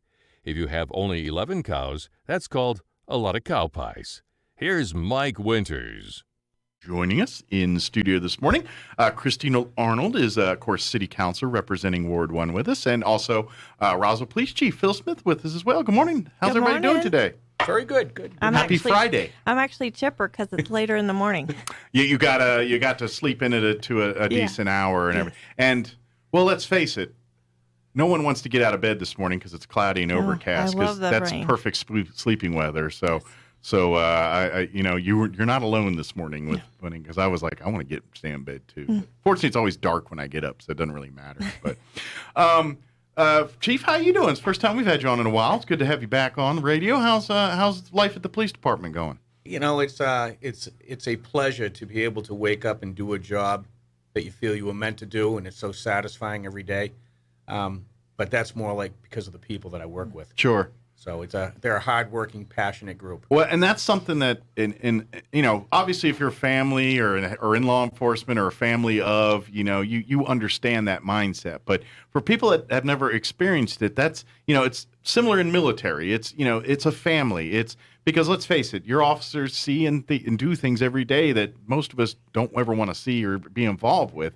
And that can mess with you after a while. And without that family-like atmosphere, leaning on each other, supporting each other, in uniform and out of uniform, that's the mindset of law enforcement. It's, whether you're in uniform on duty or, at someone's house on the weekend, relaxing, it's that same family mindset. And so it's a lot more than most other jobs. Those people, you go have a Super Bowl party with them, hang out, but these are people that are literally watching each other's back every day, and there's a special bond that develops there that you can't, unless you've been in, you can't quite put your finger on it. Is that pretty fair assessment there? Yeah, I would also liken it to a coop full of roosters.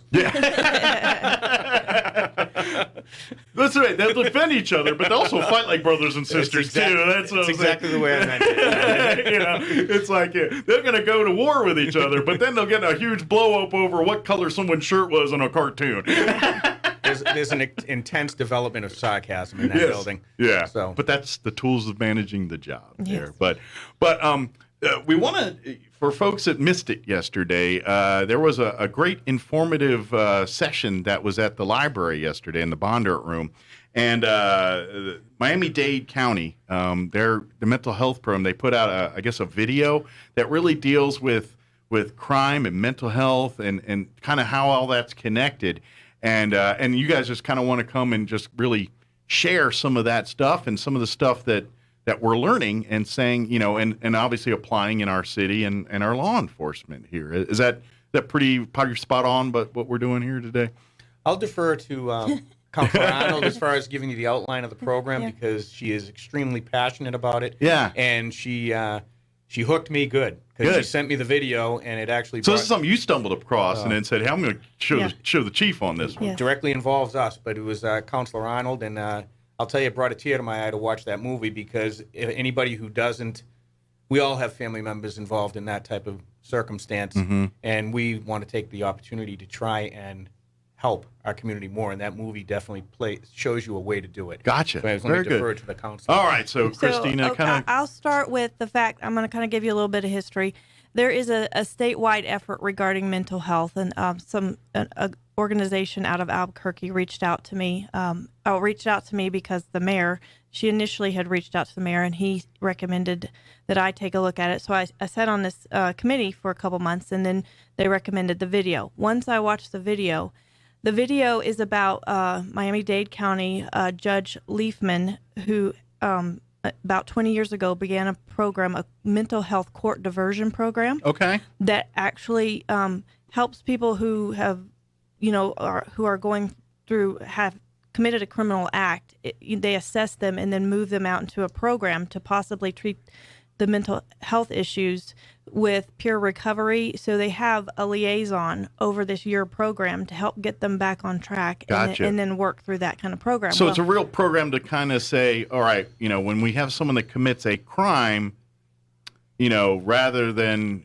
the punishment being going to jail, maybe we need to look at what caused them to think this, and we need to look at it more as a treatment than a punishment for serving a crime you committed. Yeah, absolutely. Let's fix your brain so you're not doing this anymore, and figure that in a nutshell. That's kind of what we're talking about. Yes, and the film is actually called Definition of Insanity because it's pretty much that we are continuously doing the same thing by taking the people who have an issue and not rehabilitating them and then just putting them in prison. Then they come out and they repeat. It's like rinse, wash, and repeat. We're just continuing that cycle. So one of my goals when elected was to look for alternatives to some of our crime and homeless issues. The Roswell police department has done a fabulous job, but they really need some support in addressing this from different angles. Gotcha. So when I saw this film, I, of course, went straight to the chief, and he loved it. And then he took it to Judge Hudson, who has actually been looking and been familiar with it for about 3-4 years. So then I wanted to actually put it out to members of the community who were involved in, the mental health profession, to our leaders, our county commission, our city councilors, educators, police force. We got it out there, and it was actually, I think we had a great turnout. We had about 45 professionals. Standing room. Great. Yeah, the room was packed. The Bonder room was standing room only. Good. And I had a lot of feedback. But, I would actually like the chief to kind of expound on where he sees the benefit of this program in our community. Yeah, is it kind of stuff where it's not only in the courts, but things that your officers on the beat can implement as well? I mean, we do not enough mental health training. Let me put it that way, okay? We are going to invest in crisis intervention training. We are going to invest in that, especially after this is starting to take hold. These are the steps that you take to start to build towards the problem. But when we talk about police people, the crime, the penalty has to fit the crime. So if you have somebody who has a mental health issue, or you have somebody who has an addiction problem, a sickness, putting them in a punitive situation like a correctional institute is not really assessing the problem. Be honest, it could be making it worse. It absolutely is wasting everyone's time and money, in my humble opinion. Yeah. These people, this particular section of our society, don't always know what they're doing is a criminal act, or they don't have control over themselves. They're not your typical criminal, so they're not going to appreciate the correction end of punishment. In their head, they didn't feel like they did anything wrong. No, and it's not getting them any better, and they're going to reoffend because they don't know what the problem is. So what we want to do is, what we've always tried to do in Roswell, is we want to head problems off before they become crimes, before we have victims. This is right down that alley. We started an Angel program in 2015 for addiction. I would call it a failure. I mean, it's there. All the pieces are in place. The community liaisons that we had set up are all still there. People that suffer from these problems sometimes don't recognize that, much the same as when they commit a crime. Sure. So they're not turning themselves in or asking for help. And if anybody in your family... They think they're managing it. They absolutely do, or they think they can manage it. And that's normal. That's a normal person. You want to be normal. So what happens is now they end up in the court system. So your courts now are going to... What it is this is actually the hard bounce that somebody may need to want to redirect their life, because they have to do it themselves. These are adults. They have to change on their own. So the court, we're a system that takes care of our people. The courts, the police, servants, that's what we are. So this person gets into court, and we make an assessment that this guy, this could have been avoided if maybe he had some treatment, if he had been better managed, or he knew about his problem. It's just like me having high blood pressure or something. This is a manageable medical condition, but because it's the mind, they're going to fight it. There's a stigma. They're going to fight it. And there is a stigma as well, which demonizes, unfortunately, this sickness. So we don't want that. We want to take care of this section of our society. We want to cut down the recidivism rate. We want to make people healthier. We want to stop crime, and we want to minimize victimization. Sure. This program answers the question. Yeah, it sounds like it's getting at the source of the problem, not putting a Band-Aid on something. And it's truly what we should be doing. Yeah. If we are a contemporary society, we don't live in a cave. We're not burning sticks. This is a contemporary society, and you take care of the people that are members of your community. And this is one of those treatments. And I'm sure the council is going to get to it, but I'm a money guy. And $10,000 it costs to rehab somebody for 12 months, the same exact cost to incarcerate without any treatment is $36,000, depending on the community. The numbers are, and of course, you're going to cut the recidivism rate, and you're going to make a healthier community. At the end of the day, you're saving money because you spend the same amount there, and if that $10,000 worked this time, where let's do the numbers, crunch the numbers here. The odds are someone going back to jail once they, it's pretty high. It's the right thing to do. Yeah, if they're successful in the program and they rehabilitate themselves, and there's guidance through the whole thing, you don't just turn them loose to medicate themselves. This program, what I really liked about it is they are managed. They have coaches floating around with them. They have places to meet. They have access to what they need. And if they're not showing up, somebody tails them and gets them. And so it's like having a coach or a helper with you. until you succeed. And when you succeed, they drop the charges. That's great. At the end of it. I It like that. absolutely is, Yeah. because it gives you a chance to start fresh without Sure. that problem. And if some people can't make it through, and that's, people make mistakes, but they will go through the correctional system. Sure. But we would much prefer to make our community more healthy and take care of every member. Well, and that's just it. I think once a lot of the folks, you kind of open their eyes to what it's like. Look, you've been trying to manage this, and you're losing, dude. You're not winning. You think you are, but you're not. Let us help you get that. And then once you kind of pull back that curtain a little bit and get through, then the program probably works amazing. And it sounds like with this program, they're going to keep going at you, because I think like other programs have tried something maybe similar, but the problem is at some point someone gives up. And it's like, because let's face it, some people accept with open arms. Some you gotta show it to them 60 or 70 times before that it finally makes a dent there. And for those people, they probably get lost to the cracks, because people eventually wash the hands of them, or you know what I mean. And it sounds like this program almost doesn't let that happen. It's like, okay, you're going to keep screwing up? Fine, but guess what? Someone's going to be knocking on your door and coming and getting you back in here until you figure it out. And not coming from a place of punishment, but coming from a place of, no, this is what we got to do. We got to get you here. And you know what I mean? You understand what I'm saying? I do. It's that follow-on, because at some point, somebody is going to go just slip through the cracks, because either the people wash the hands of them, whether it's family or the government or whomever it is, somebody does that. And I think this might cut down on some of that and make that where people that are harder to make them see the light, you're going to invest more time and opportunity into making sure that they stay on that path or get back on that path. So I do want to bring this up. The whole goal of that watch discussion yesterday was to get feedback from our professionals here in our community, because the chief and I know very well that there have been groups working to resolve some of our mental health issues in our community.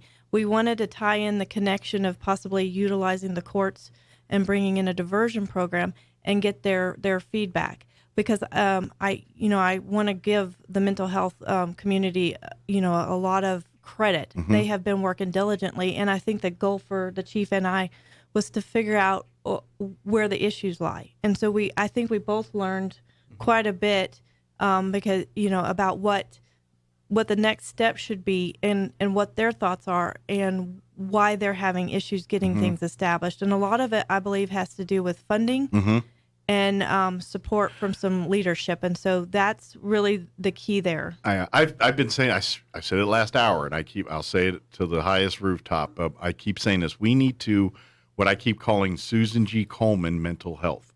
And what I mean by that is treat mental health like we treat breast cancer, where you can, in October, where there's pink ribbons and there's so much awareness and money being raised about it, we need to treat mental health that same way. We need to get gazillions of dollars doing Walk for Hopes and things like that towards mental health. And I think we'll start seeing the progress in those advancements, in those programs, in those things, where not only do we have, our governments, working, but having the private sector involved, these medical institutions, and funding them so it incentivizes them to research in mental health and to do the things, because that's where it is. It's about money at the end. I don't care what anybody says.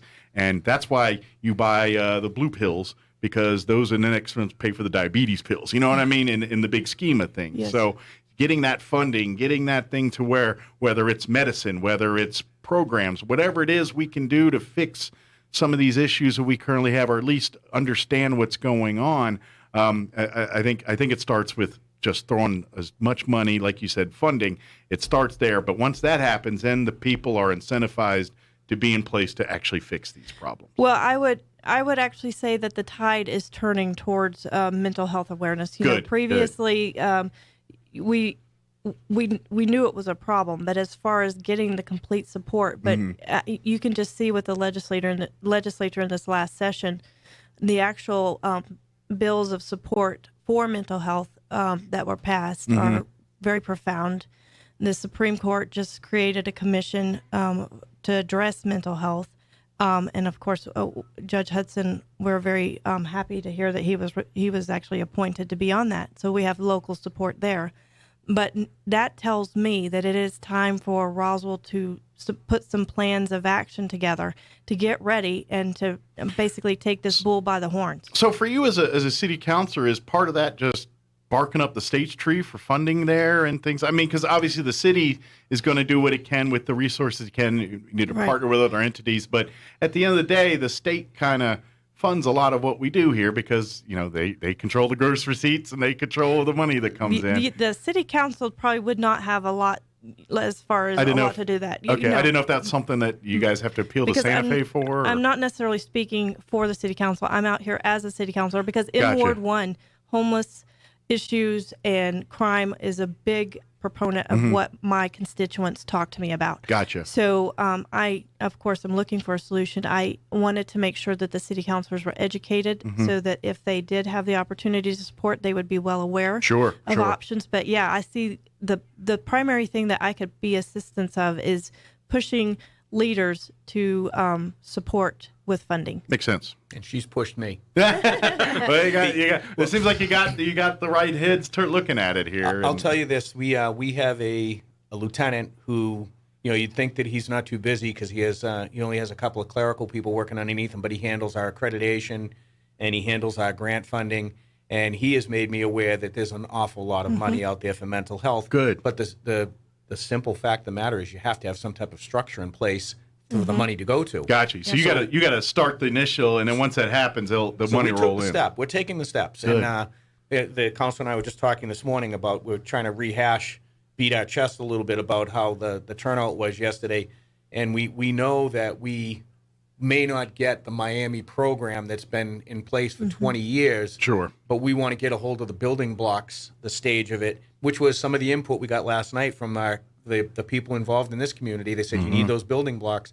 and get something going, and then let it build from there and design it all along. But I also want to point out the fact that this is the right community to try this with, not because of the mental health. And I also want to say the mental health can be somebody who's just worn down mentally all the way to what you see in the movies. It's not like that. It's a wide array of people that could suffer from mental health. I would argue if you've been alive on this earth for the last 3 years, you're suffering with some mental health issues right now. Every single one of us in some way, shape, or form. It's just how we cope and deal with those kind of things. But this is a community that donated 4 drug dogs to their police department. Yeah. I mean, that's not a small... I was hoping we could get 1, and we had 4 by the end of the year. Can I brag a little bit? The chief had told me this just a few minutes before we were going on air here, and we were just talking how different this community is, and you don't see that elsewhere, and that's what and obviously you could tell by his accent he's been in a police department or 2 around the country here, and so So chief basically said, look, I've been in other places, department, I don't see that kind of love and support at those places that I've seen since I've been here in Roswell. You see it in sections, but not like it is here. Now keep in mind, I've been in Roswell for almost 11 years now, closing on 11 years. I got a pretty good grip on what's going on. Sure, you've been around a block or 2 in here in Roswell. But they've worn down my resistance. So but this is a very different community as far as the way they support their public servants. Yeah, and it's not. I still have colleagues all over the country.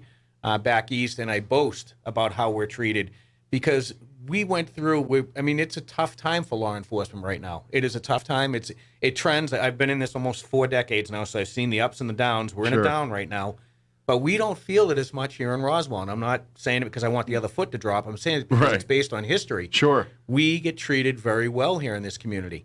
I don't know if it's because we're an island isolated from everyone else. I don't know if it's because we don't get hurricanes. I don't know what it is, but the people are very warm and friendly and welcoming to their police force. Sure. And we have people that we have to deal with on a professional basis, but it's a very small fraction of the community. So it's the majority of the community is fantastic. Yeah. And I think it's also the give and take because, and I can speak for this in my own personal experiences, anytime, and I've been here about 20 years, every time I've dealt with a Roswell police officer in any way, whether it's because I needed something law enforcement related or just see someone at the store in the I always get that your person first and talk to you. Like even like years ago, we had a dog situation with neighbors, and then we had to get the police involved, and they come over and they talk to you like you're a human and deal. You know what I mean? And I think that for people that have an image of what when a law enforcement officer comes on a scene, how they're going to act, and yeah, obviously they're trying to triage and they're thinking safety first, but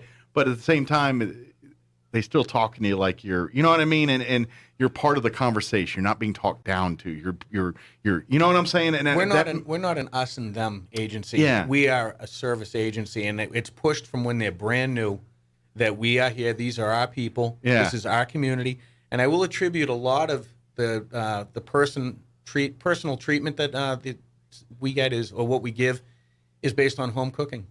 We're drawing a lot of local talent into our police force, and I think it makes a huge difference. Absolutely. People are more invested in their own home. And when you hire law enforcement that grew up and live in Roswell or Travis County here, that this is their home and they're going to defend it or protect it.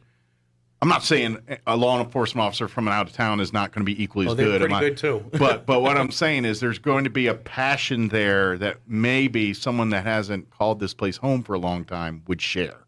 And I imagine for you as a chief hiring things, you probably find out that your 20-year deputy or 20-year patrol officers, those ones that have been there 20, 25, 30, most of them probably grew up in this area. You know what I'm saying? Something else. They've earned their retirement. Yeah. Yeah, they've done that too. But ones that have been with the RPD that long, odds are they probably were born and raised in this area or nearby. You know what I mean? Whereas, you know, and I'm not saying there's some great law enforcement that move from other states and come here and do an excellent job, but they're learning to love it. Whereas those other folks have already, you know, they've been green chili-eyed and, you know, all the things that makes New Mexico, they're into, you know. And so that does make a difference. I think it does.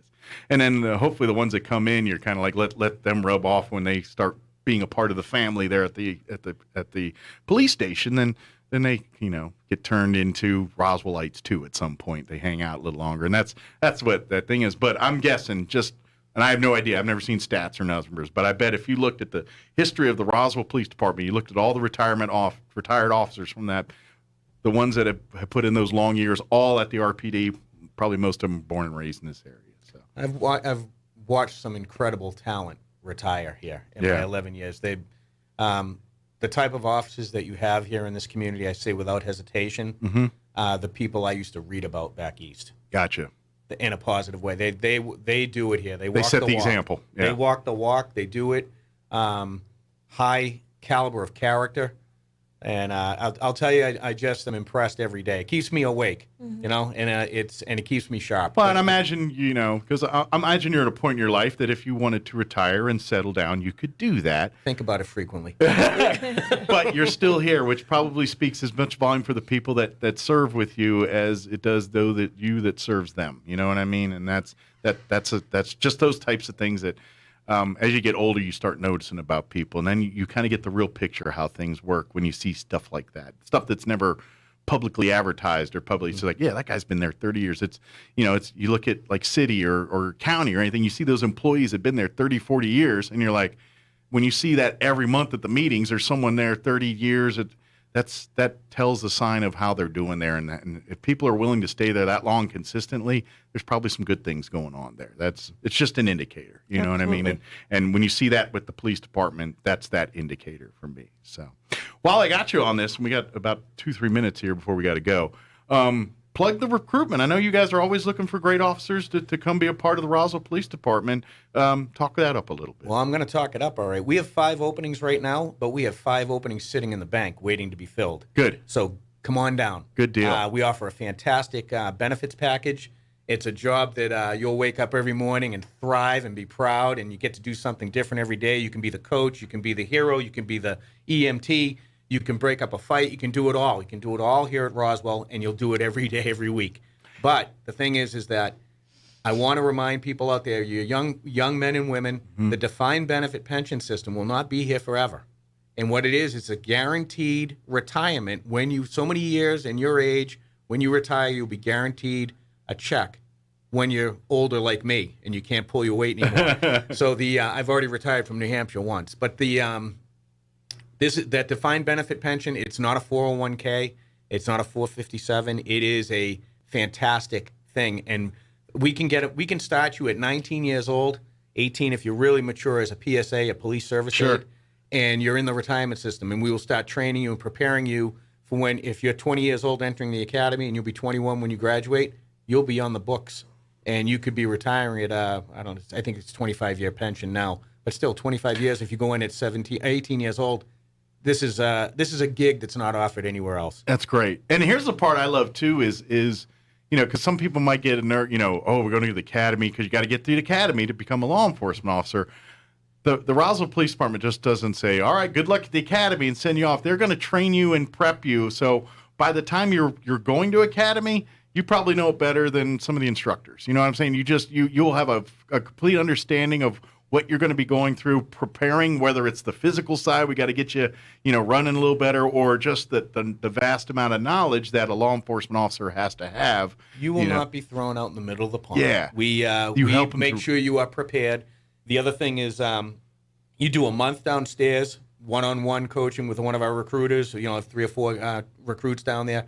Then they'll do 16 weeks at the academy, and we have a 16-week, actually comes out to 16-week field training program, and you are trained, ready to go. We are leaders at the academy, and right now we're working at putting together our satellite academy, which will be here in Roswell. Oh, great. So we've already been approved by it. Now we're going through the auditing process, making sure we have all the component pieces that we need, and I'm very optimistic that we'll have it up and going. I was hoping for early 2023, but I was told it'll probably be a little later than that. But still, it's in play, and what that'll be for a benefit is our recruits will be able to go home at night. Awesome. Instead of sending them 3 hours up to Santa Fe and they leaving got them up families for the week and things. drive back. Yeah, and sometimes that wipes out some interest. Mm-hmm. If you're sitting there going, man, I don't want to spend 5 days away from my brand new wife and my brand new baby, or I'd rather be here. Plus, the real reason for that is it's not really the travel. I want them Roswellized, and I don't want them away for 16 weeks. I want them here. I want them to be comfortable with our people here. Start to get an idea about the Roswell way of the stores here, the people here, the workers here, fellow employees for the city. All that stuff is washed for 16 weeks. Because when you get home, you're not hobnobbing with anybody except your family for 2 days and you're going back. Sure. So anyways, that's one of the things. But it integrates their life into the law enforcement lifestyle a little bit better. Yeah, it makes sense. It would just work very well for us for recruiting and retention. It'll be outstanding. Yeah. Those are the things we have going on.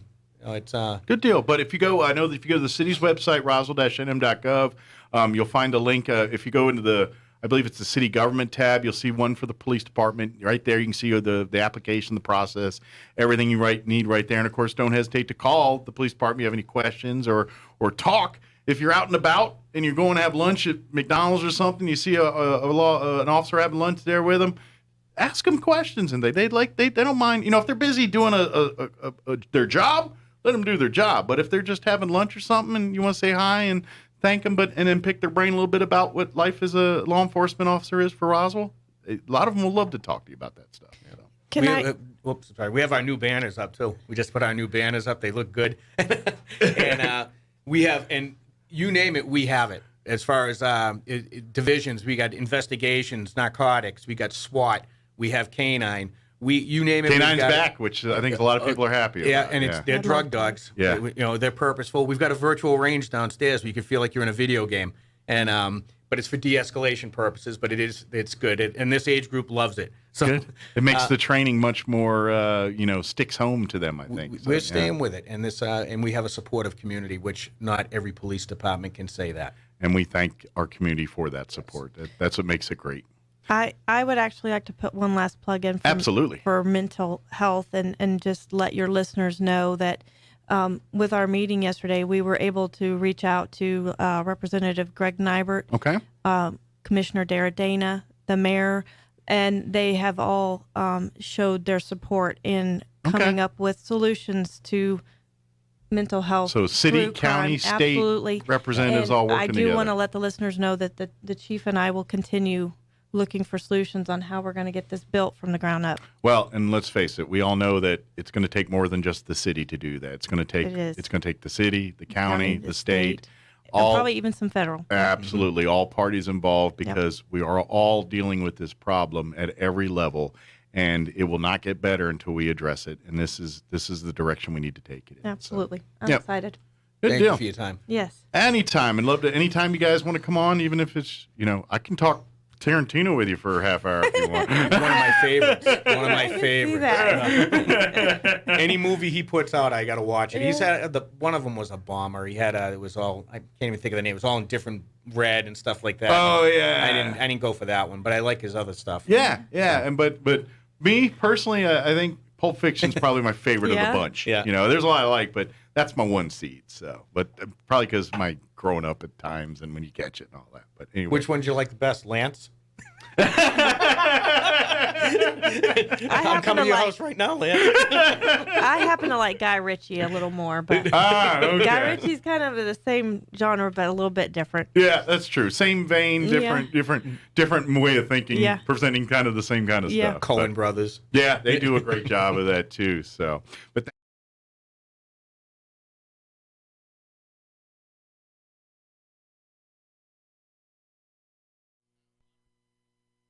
Now for a Pecos Valley news update, I'm Jared Zarello. The Roswell Police Department is investigating a shooting homicide that occurred just before 4 in the morning Friday in the 600 block of South Missouri Avenue. The victim identified as 36-year-old Robert Smiley of Roswell. Emergency responders found Smiley dead inside a travel trailer on a residential property.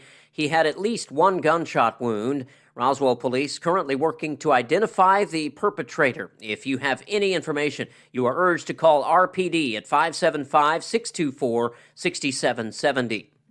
And also on the police beat in Roswell, a man from Texas has been charged in connection to at least 10 vehicle burglaries and 5 attempted vehicle burglaries in Roswell over 2 days in June. 39-year-old John Grachin of Midland was jailed on June 29th after his arrest in Roswell for a number of warrants. He has since been extradited to San Juan County, New Mexico. RPD said in most instances, Grachin entered vehicles that were left unlocked and stole credit cards, wallets, and even one handgun. You're up to date. I'm Jared Zarello. I'm meteorologist Steve Hamilton with your Pecos Valley weather. Looks like we'll have daily chances of showers and thunderstorms over the next few days, with some of that moist monsoon air getting into eastern New Mexico. Mostly sunny today, but scattered afternoon showers and thunderstorms are possible, and we'll stay fairly cool with our highs between 80 and 85. A few showers overnight, mid-60s, and then a slight chance of an afternoon shower Tuesday. I'm meteorologist Steve Hamilton, and that's your latest forecast.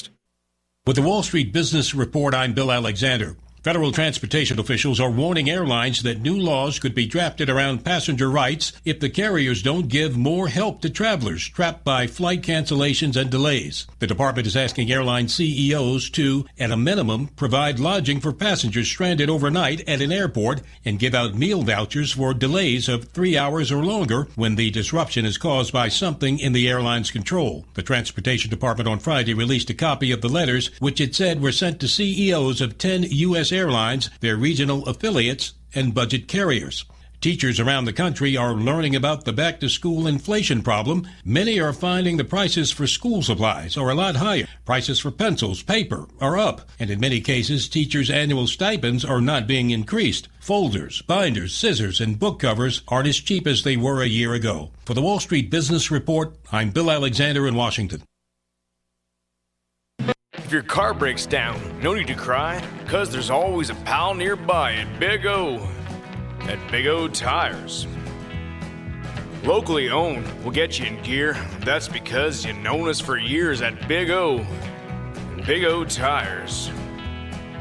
Don't need to sweat any extra labor. You can always trust a good neighbor at Big O. At Big O Tires. The best service is part of our code. Need a cup of sugar? We're down the road at Big O. At Big O Tires.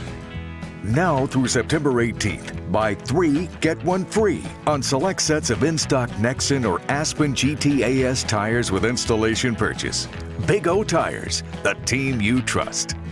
Installation required, not valid with other offers. Eligibility may vary. Disposal fees extra and up to 10% shop fee based on non-discounted regular retail price, not to exceed $35 where permitted. Jennifer from Trustmark Roofing here, and I can tell you it's not always easy being a female in a male-dominated business like roofing. I remember one time I was at a meeting to bid on the roof for a local college, and it was me and 13 men. Well, I won that bid, and I'd like to win your business too. My dad was a contractor, and I've been around building and roofing my whole life. I'm licensed and bonded, and I've forgotten more about roofing than most roofers ever knew in the first place. But what really sets Trustmark apart is an obsessive attention to detail that ensures that everything goes smoothly the first time. I promise we will treat you right with respect, and we will make you happy. So yeah, it might be a bit odd for a woman to own a roofing company, but give us a try. Let us give you an estimate for your roof. I think you'll be glad you called. For all your roofing needs, call us at 575-755-ROOF or find us online at TrustmarkRoofPros.com. Trustmark Roofing, we put people first. When you think of home health care here in Roswell, what's the first thing that pops into your head? That's right, Frontier Medical. We've been doing it better than anyone else for over 20 years, from in-home nursing to physical therapy and so much more. Doctors and hospitals from Albuquerque to Lubbock and everywhere in between have been trusting their patients to us here at Frontier Medical. So when it's time to make a choice, remember Frontier Medical. 575-627-1112. Frontier Medical. Name to remember. If you plug your nose, you can't tell the difference between an apple, potato, and an onion. Unless you open your eyes. Here's Mike Winters. And good morning. Closing in on 9 o'clock. Stay tuned next hour. We're going to have the folks from American Legion Post 61 join us, give us an update on what's happening there. That'll come up about 9:15 or so. Don't forget, if you miss any part of our show, you can always check it out at your leisure. Log on to ksvptv.com. Click on the Mornings with Mike Winters channel, and you'll find all of our videos there available for you to watch whenever you want. All right, 9 o'clock. We'll be back. Your home for Kim Commando in Roswell. 106.5 Roswell's Talk FM, KEND, Roswell, New Mexico. News this hour from townhall.com. I'm Rich Thomason. Drivers found themselves stranded as torrential rains quickly turned roads into rivers overnight in Dallas-Fort Worth. Downtown Dallas was really swamped. The Dallas-Fort Worth area was pretty much ground zero for the heaviest rain overnight. We had rainfall totals 7 inches or more across much of the area. That's Daniel Huckabee at the National Weather Service. There were many high water rescues. All of that rain making a real mess of the morning commute. Forecasters warn of the potential for serious flooding over the next few days from Texas across the southeast and up into the Carolinas. Indiana's Republican governor, the latest American politician to pay a visit to Taiwan. Eric Holcomb says it's all about strengthening an already strong relationship. Because we share so many common values and interests and goals, there are more opportunities ahead of us than I think there ever have been before for us to continue to strengthen and cultivate and nurture this relationship as our economies grow and grow together. Holcomb's visit is bound to further anger communist China. First Lady Jill Biden out of quarantine after twice testing negative for the coronavirus. After testing positive last Tuesday, the First Lady isolated in South Carolina, where the Bidens were wrapping up a family vacation. She was prescribed a 5-day course of the antiviral Paxlovid and over the weekend tested negative for COVID-19 twice before reuniting with the president in Delaware on Sunday. Not too long ago, the president recovered from a rebound case of the virus. Greg Clugston, Washington. Sell-off underway this morning on Wall Street. The Dow down 507 points. The Nasdaq is off 287 points. More on these stories at townhall.com. Hey, I'm Andy. If you don't know me, it's probably because I'm not famous. But I did start a men's grooming company called Harry's. The idea for Harry's came out of a frustrating experience I had buying razor blades. Most brands were overpriced, overdesigned, and out of touch. At Harry's, our approach is simple. Here's our secret.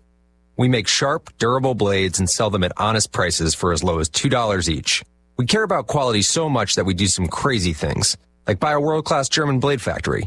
Obsessing over every detail means we're confident in offering a 100% quality guarantee. Millions of guys have already made the switch to Harry's, so thank you if you're one of them.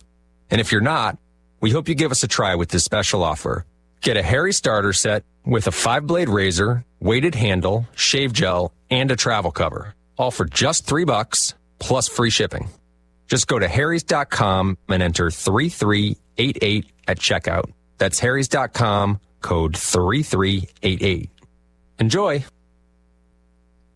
Ukraine denies responsibility for a car bombing. It killed the daughter of a Russian nationalist. The Moscow branch of the Russian Investigative Committee says preliminary information indicates the daughter of an influential Russian political theorist was killed Saturday night by an explosive planted in an SUV she was driving. 29-year-old Daria Dugina was the daughter of the Russian nationalist philosopher and writer Alexander Dugin, who's often referred to as Putin's brain. An advisor to Ukrainian President Volodymyr Zelensky denied Ukrainian involvement, saying we are not a criminal state unlike Russia and definitely not a terrorist state. The Kremlin frequently echoes rhetoric from Dugin's writings and appearances on Russian state TV, and his daughter had expressed similar views as a commentator. I'm Mike Gracia. Israel's Supreme Court rejecting an appeal to release a Palestinian detainee. It's been on a hunger strike now for several months. News and analysis at townhall.com. Students and staff at Indiana State University are in mourning. The school says 3 students have been killed in a single vehicle accident, including some members of the school's football team. 5 people were in the vehicle when it left the road and hit a tree. 2 survivors now in serious condition. That crash early Sunday morning near the town of Riley, about 10 miles from the university's campus in Terre Haute. Jason Walker reporting. Closing arguments due today in the retrial of 2 men charged with plotting to kidnap Michigan Governor Gretchen Whitmer back in 2020. The defense has argued entrapment by the FBI. The 2 men are on trial for a second time after a jury in April could not reach a unanimous verdict but acquitted 2 other men. And former President Trump has chimed in. Recently, he called the kidnapping plan a fake deal. More on these stories at townhall.com.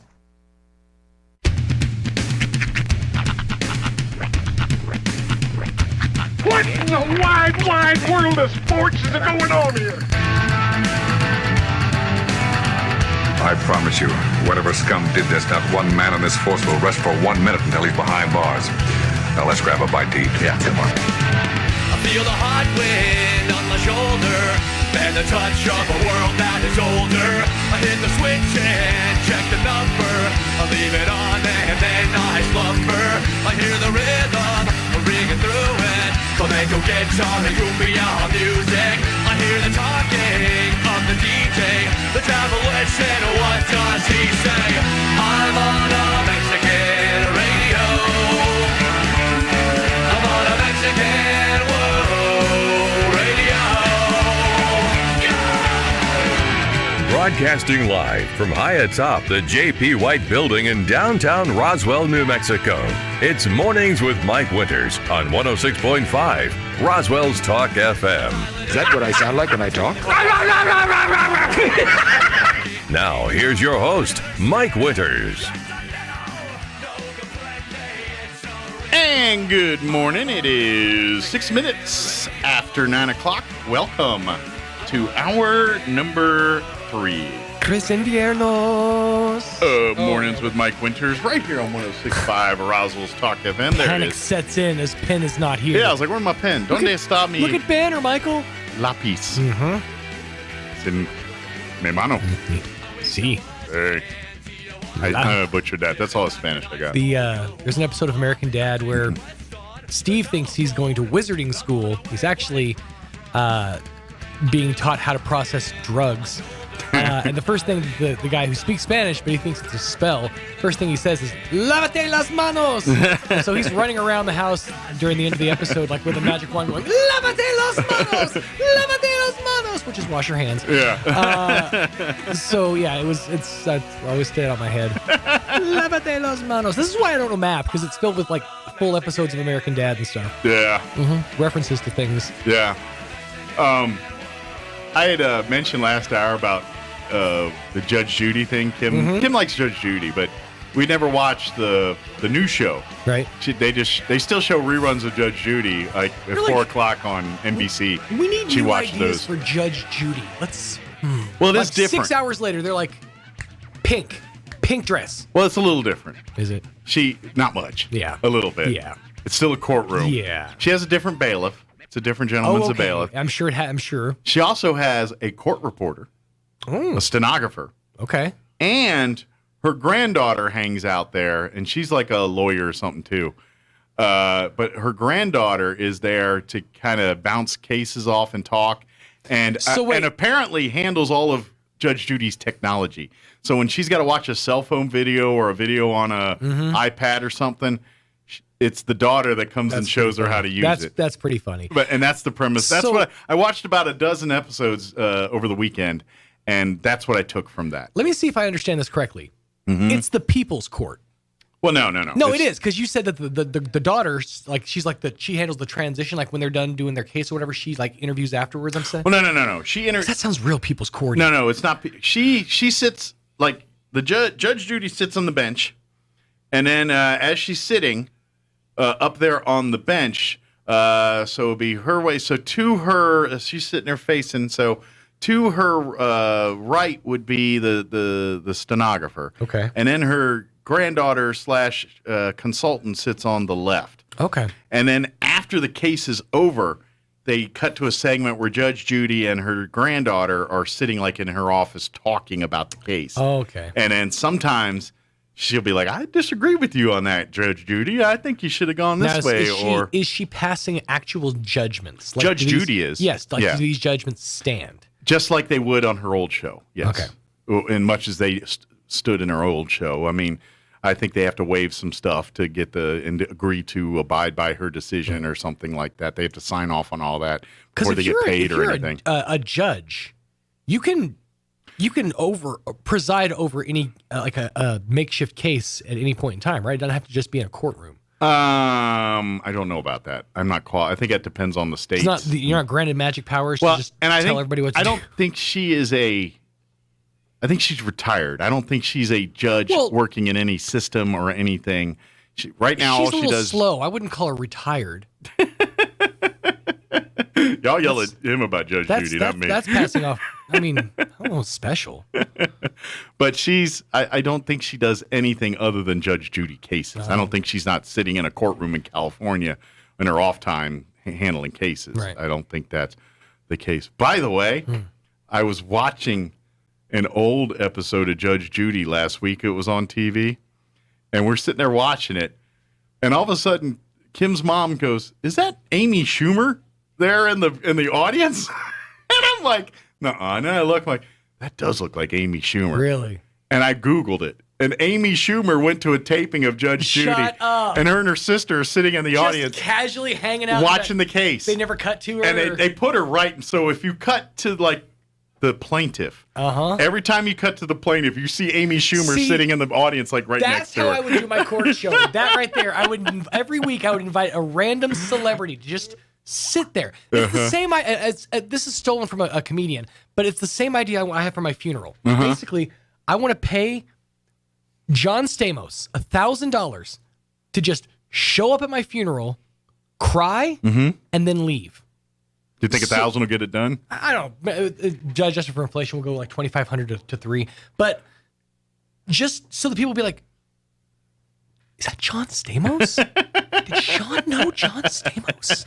Yeah, it would be cool. I just don't know if 1,000 is going to get it done. Not. You might have to need a little more. Pony up a little bit more for Stamos' fee for funeral fees. Mm-hmm. But yeah, Amy Schumer showed up on that one episode of Judge Judy. And then I went and looked, and she, like her Twitter page, like, yeah, that's me. Me and my sister went and watched Judge Judy.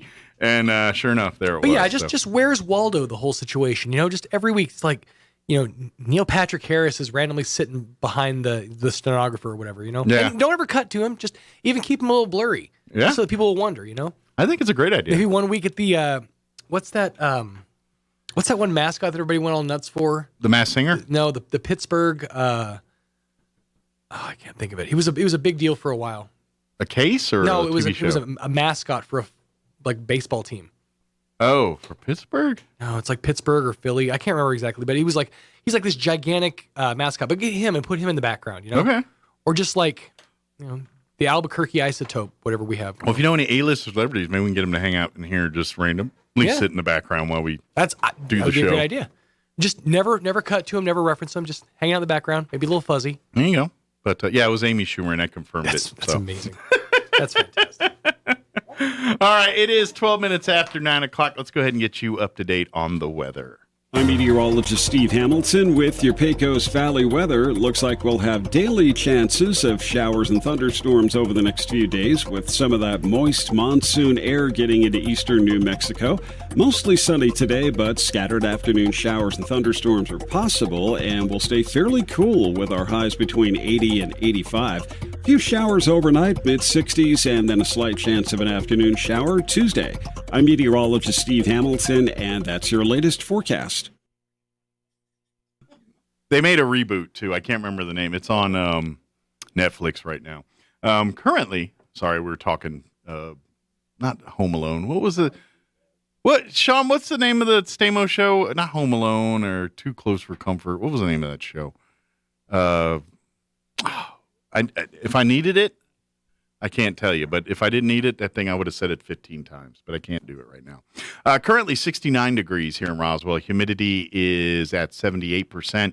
Winds currently out of the northwest at 8 miles per hour. We are looking at a 30% chance of rain showers for this afternoon.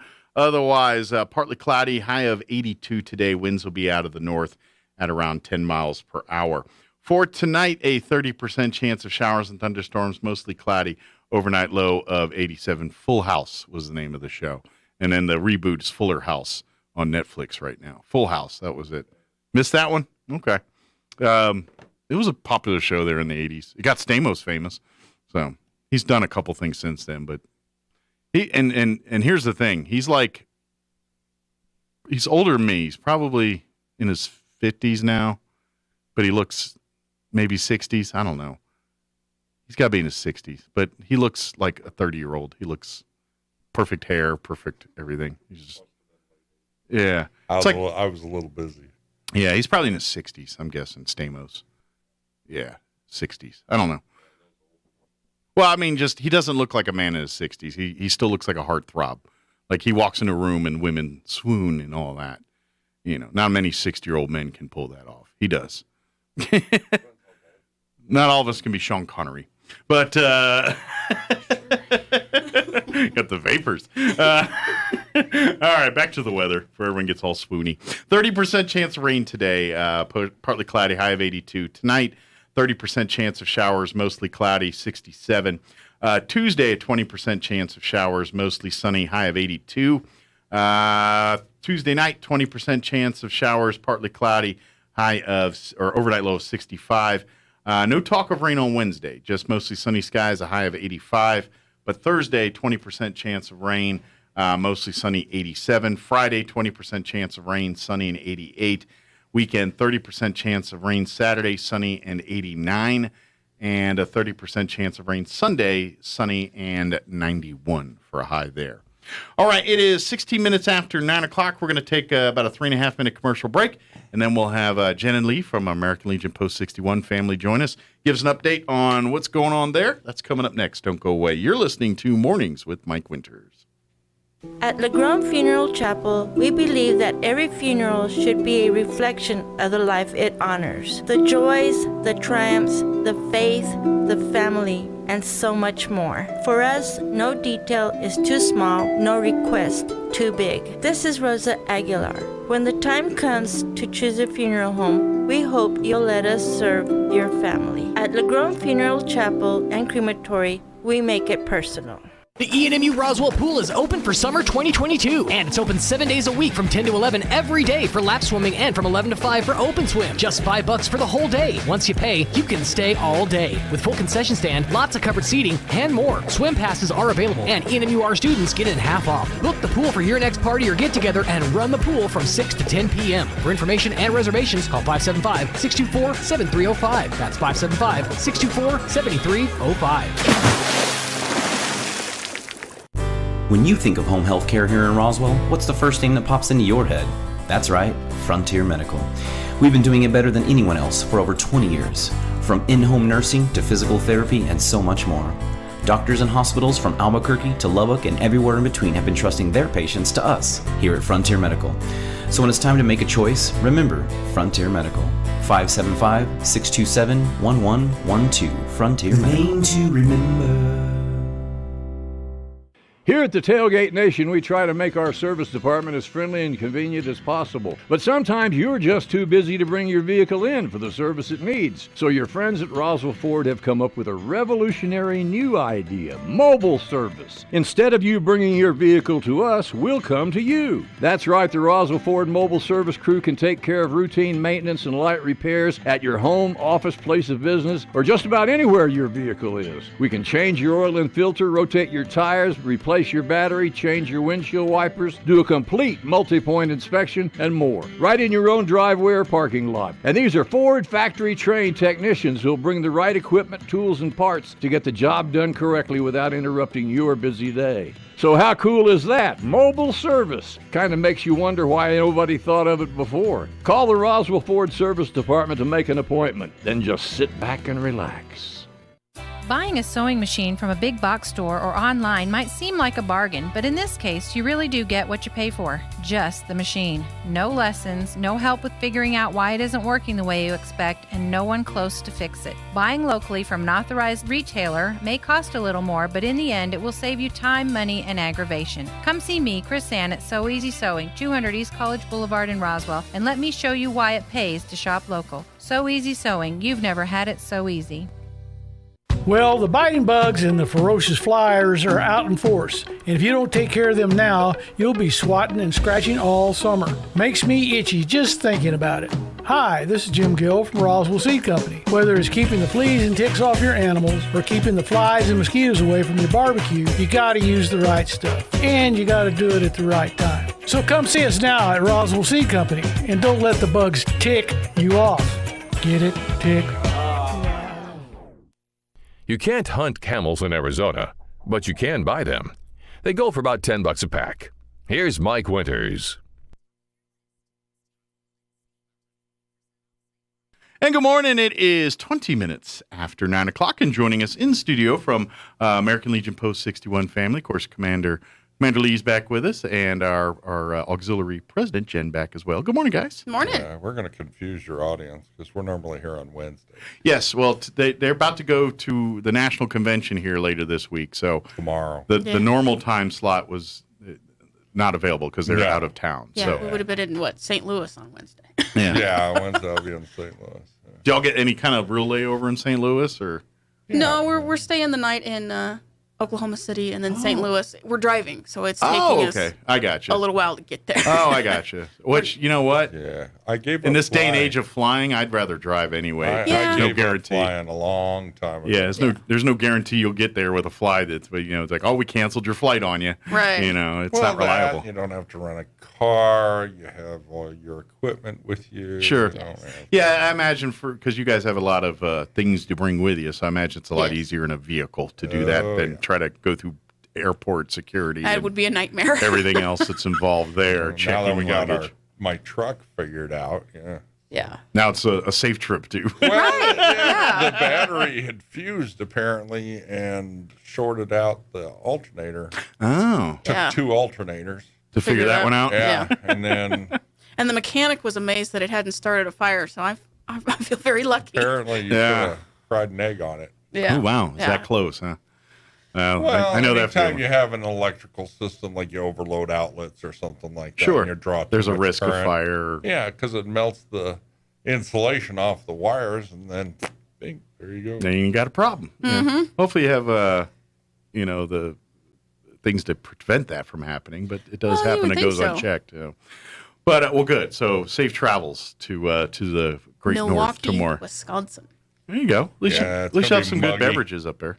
Be 70s and muggy. You can't get a good beer in Milwaukee. I don't know where you can go to get a good beer in this world. They're actually doing Oktoberfest while we're there. So that's what everybody cool. keeps telling me. Go out beer and Pat called me up yesterday. Well, she talked to Jen and she says, these are all the pubs you can go to. And I'm just thinking, do I look like a pub crawler to you? You know? Now I wonder how much partying she does now that I'm thinking about it. Yeah. Like, she's got quite the party animal here. Yeah, So here's your pub crawl for to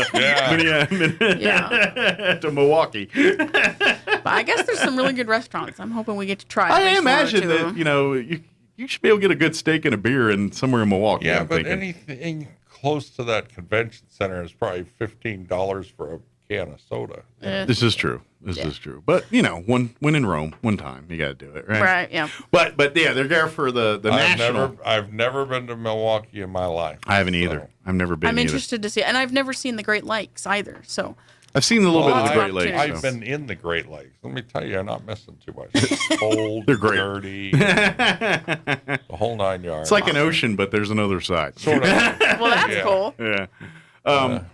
My experience of Great Lakes is around Cleveland area. That's where I saw that. So it's a little farther south and probably a little warmer there. Ohio, right? Yeah. Ohio. Yeah. But yes, so you guys will be heading here to tomorrow to Milwaukee. Yes. Yes. Well, 2 days to get there. Yeah, and I'm pretty excited to see how the auxiliary does the lineup because this year the American Legion Auxiliary State of New Mexico is #1 in the nation for That's membership. right. Oh, wow. So we're pretty proud of ourselves. Nice. I think we dropped to 9th. I'm not sure. Okay. Yeah. So kind of give folks what's kind of the type of things y'all do discuss and go over when you get to national there. What's policy? Okay. Lots of policy, yes. Yeah, I'm a national executive committee member. Well, actually the alternate, but I'm acting as the primary on this trip. Mm-hmm. And for the Sons of the American Legion, and they have resolutions and they have changes to the national constitution, and and what are we going to tell Congress? I'll say this. That's where because for folks who don't know, the American Legion was created by the U.S. Congress and it is sanctioned as the official veterans organization of Congress. Well, and we created the VA. So, I mean, we're constantly trying to improve on it. Sure. Mm-hmm. So that being said, the American Legion's kind of that person or organization that has Congress's ear when it comes to veterans things. Very much so. Obviously when you have that ear, you want to make sure you fill it with very important things. So so that's I imagine a lot of it's that. Tends to listen to it. Gotcha. Yeah. They don't have to, but they tend Sure. to. It carries more weight than someone else trying to bring the same message. Well, it's like having 2 million people talking to the senator or the representative. Like the NRA's got the gun, veterans, we've got the American Legion is our voice for Congress here. Mm-hmm. So, yep. Unfortunately, that's the world that we live in, and we have to lobby Congress to do anything for us. It is. Well, I mean, say what you want, what your thoughts are on John Stewart, but the stuff he was doing for first responders and the things he was bringing before Congress shouldn't have to. It should be automatic. Yes, to your pre-recorded rant last hour. And well, aren't we a little... Oh, that wasn't pre-recorded. That was live. At the beginning of the hour? Yeah. No, that was live. The interview was pre-recorded. That was me live. I just got finished looking at Facebook and got annoyed. Funny how that happens, isn't it? I stay off of Facebook as much as possible. I do too, but I gotta know something. I might point out that your ranting on your radio program is a bully pulpit because nobody can respond to it. Well, they can. I gotta communicate. They can chat. They can reach out to me if they want to, but if you don't like it, get your own radio show. They're nice to have.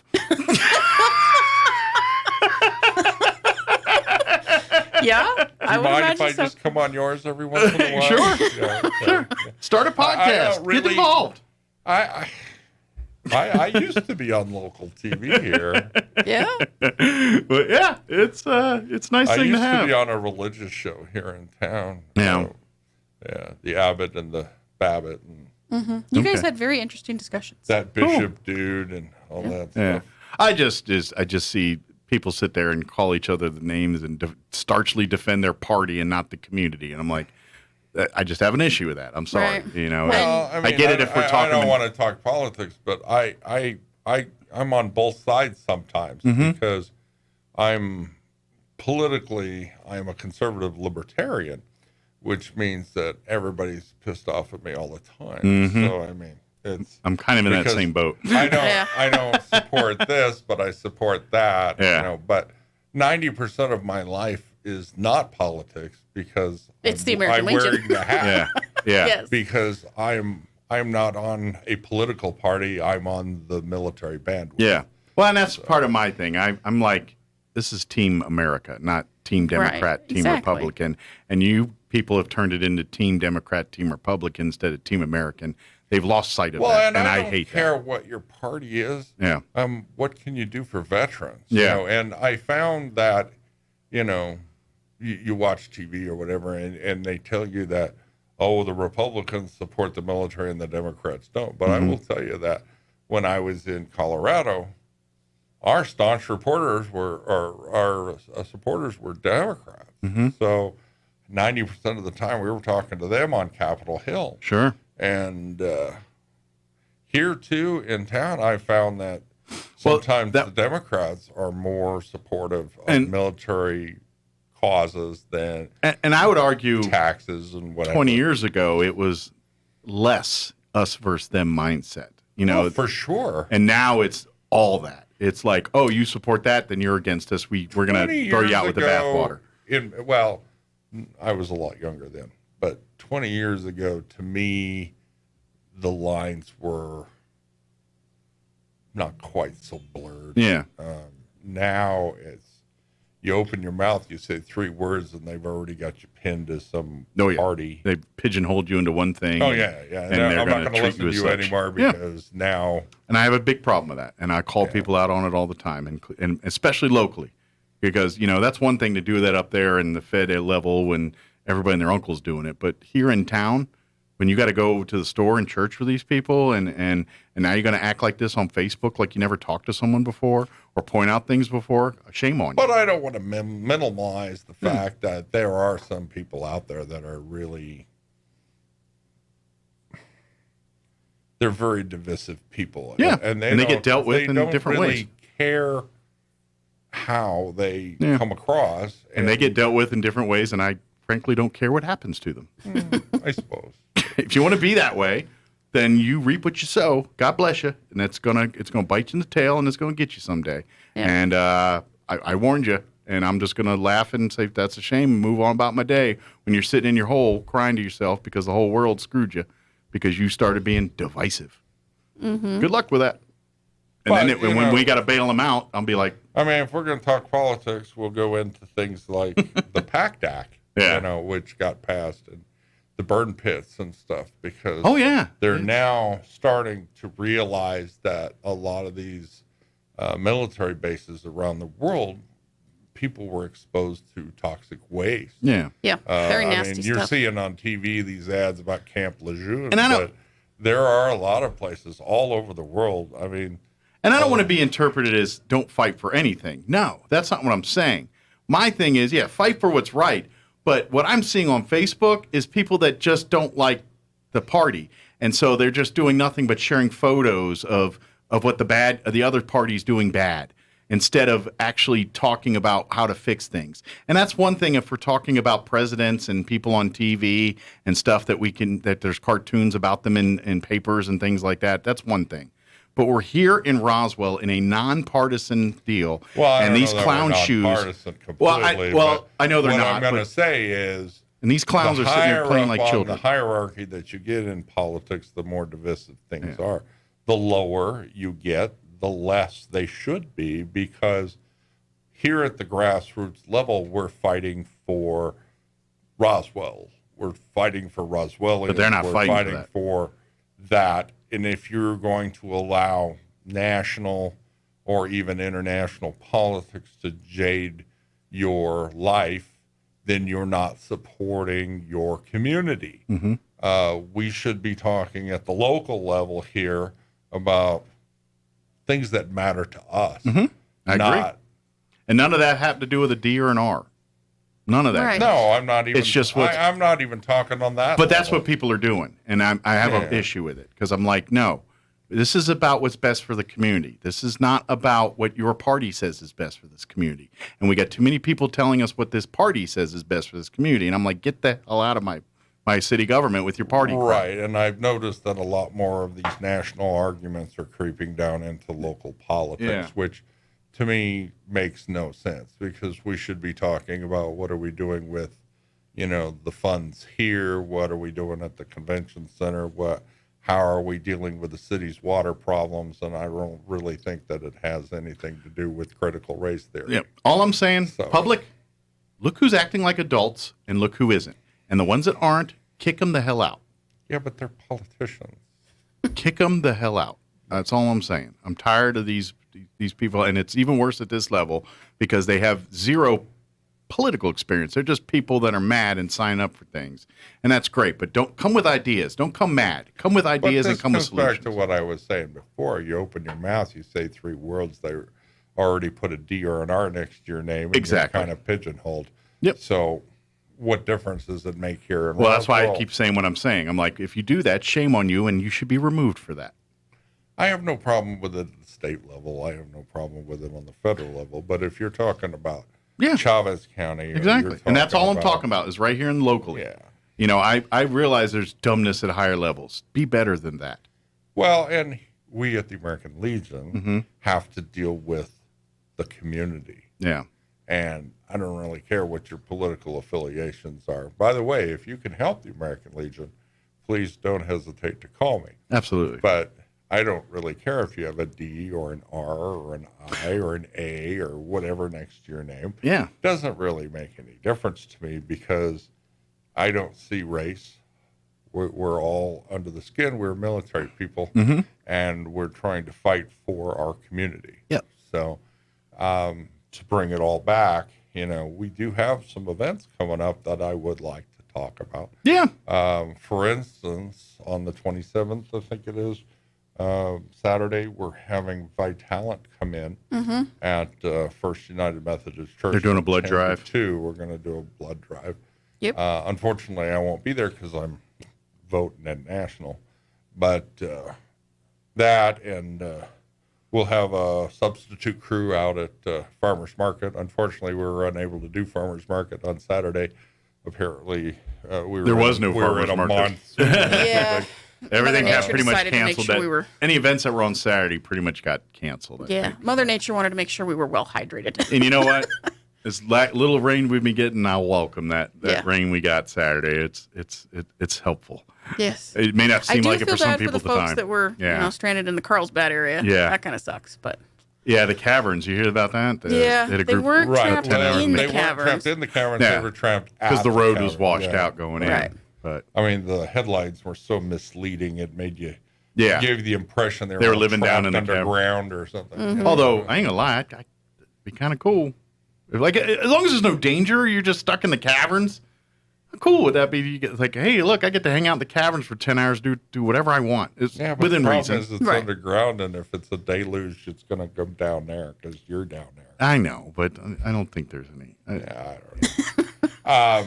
Those caverns have been around a lot longer than I have, and they did just fine. Vitalant we got coming up. Now, I want to talk about in September, we're going to have a Gold Star event at the end of September, last Sunday of the month. I don't know. Gold Star Mothers, yep. We have a Gold Star Mother honoree at that point. And October 29th, we're going to be doing the Halloween thing again this year. Great. Bigger. We're going to do something different this year. Yeah, it's not drive-through. No, it's not a drive-through this year. We're going to have a carnival. Nice. So you get out and walk around, talk to people, eat things, buy things. Rumor has it there'll be a haunted house. But I don't have the details on that. So well, we have the creative group that's part of the Post family. Yeah. Oh yeah, they've been working on it since the last Halloween. They've been plotting, planning, scheming, and devising. Yes. And the other thing is they kind of keep it under their hat. Mm-hmm. So they sometimes it's a surprise even to the rest of the members. Yeah. So what'll happen is when they go to set this thing up, like the day before or whatever, getting it all set up, they'll be like, "Oh yeah, we're putting this here." Like what? Yeah, yeah, it's going to be this, And so to be honest, we can't tell you exactly what'll be there because we don't know because the people that know that are keeping it tightly under wraps. But they want it to be a surprise. It will be cool. It'll be a lot of fun, and you will enjoy it. If you love the drive-thrus, you're definitely going to love this carnival event. Yep. For Right. Halloween. We need sponsors for it, though. So if anybody out there is listening, these things do cost us to do, Mhm. plus all the candy. And help stuff. out with donations A lot of of food, times candy, we get money. candy donated to us. Right. Last year we had to buy it. So, I mean, there is all that. But I do want to start talking about the Veterans Day Parade. Yes. On November 12th, we're going to start at, a little bit before 9. I have asked Matt Miller to do bagpipes before the 9 a.m. ceremony. Very nice. He has not confirmed that he will. Well, do hopefully that he yet. does that because but he will definitely add seemed to it. real excited about it. Well, he's a great bagpipe player, and I don't care what anybody says. The bagpipes played. That's the instrument that's either the most beautiful sound or the most god awful sound, and it all depends on the person playing it. Yeah, and well, Matt Matt knows does it. really I heard well. him play once, and he did well. Yeah. But I will say we invited him to do that. We're going to be inviting Tom Blake to do a couple of musical numbers. Sean Nicholson is going to be our keynote speaker. Yes. Apparently, he's going to. He spent a lot of time in some of these little wars. He was over 20-year Marine. Yeah. So he as a Marine, he went.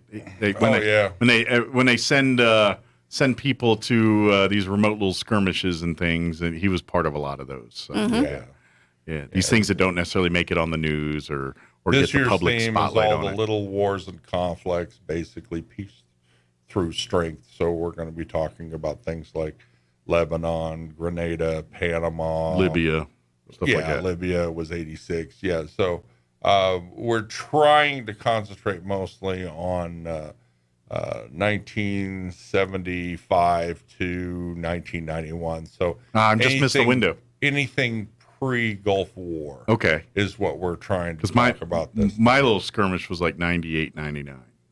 Kosovo and all that. That was mine. Bosnia, that was kind mine. of stuff, That was my time and I did Sean war. was there too.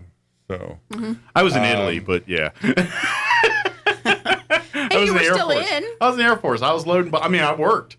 I humped. We were loading and dropping, but yeah, mine. I wasn't in a war zone. I was back in Aviano. But I will tell you that Sheriff Harrington is going to step up and he's going to help us do the vast majority of the security and all that stuff. So we're not going to be reliant on the city as much as we have in the past. Gotcha. Although I really don't know at this point in time how everything's going to shake out. I've been in negotiation with the city since May. We haven't come to any final agreement yet, so I'm not sure how this is all going to look. But I will tell you that there are 5 organizations this year as opposed to 2 Which is very exciting. coming together to do this. So you got American Legions, Post 61 and 28, both of their auxiliaries, and the VFW is a full partner this year. Yeah, we got a great group of people We that sure do. are working this year's fair. I am sending out the fundraising letters to the known fundraisers today. We'll be sending People that supported out in the past. In the past.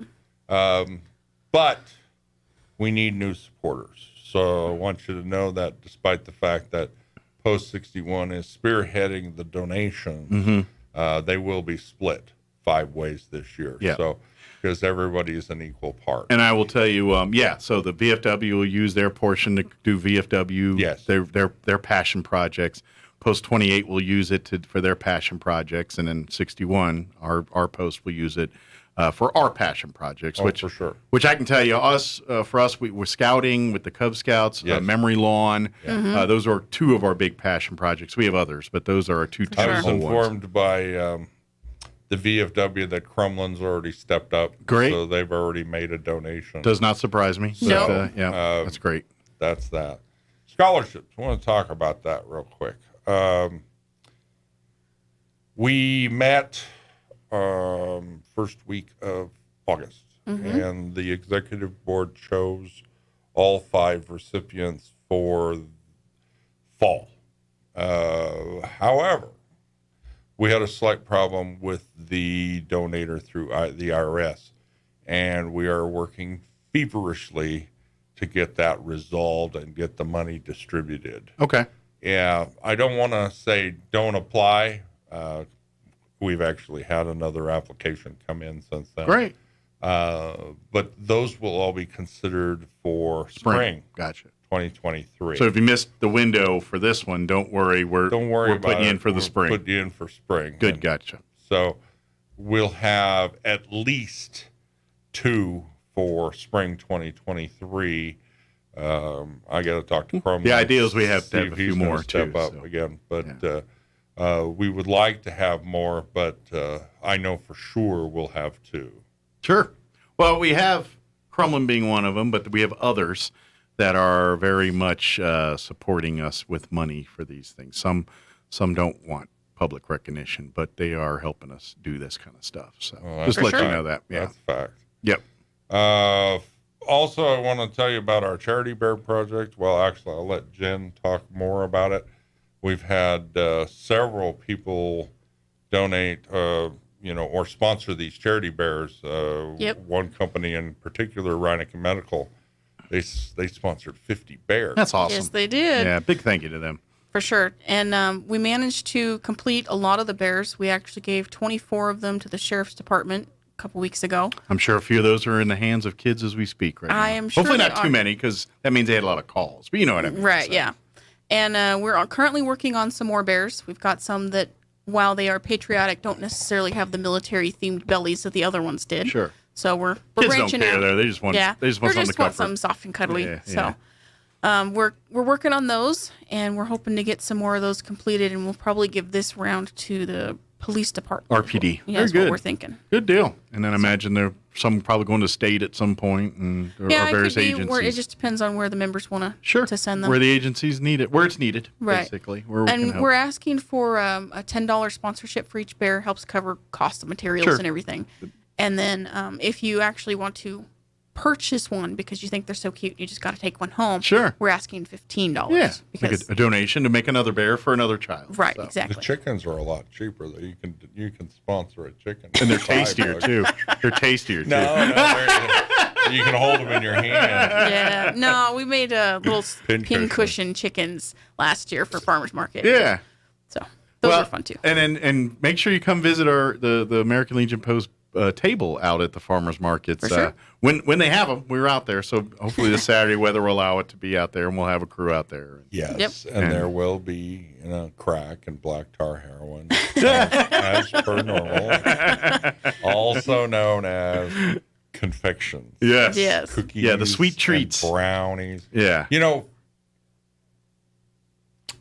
Joy made all those brownies for so long and stuff, and I never, of course, I'd be the perfect drug dealer because I never sample product. But I always sold all of them, and she's been increasing the number for me to sell.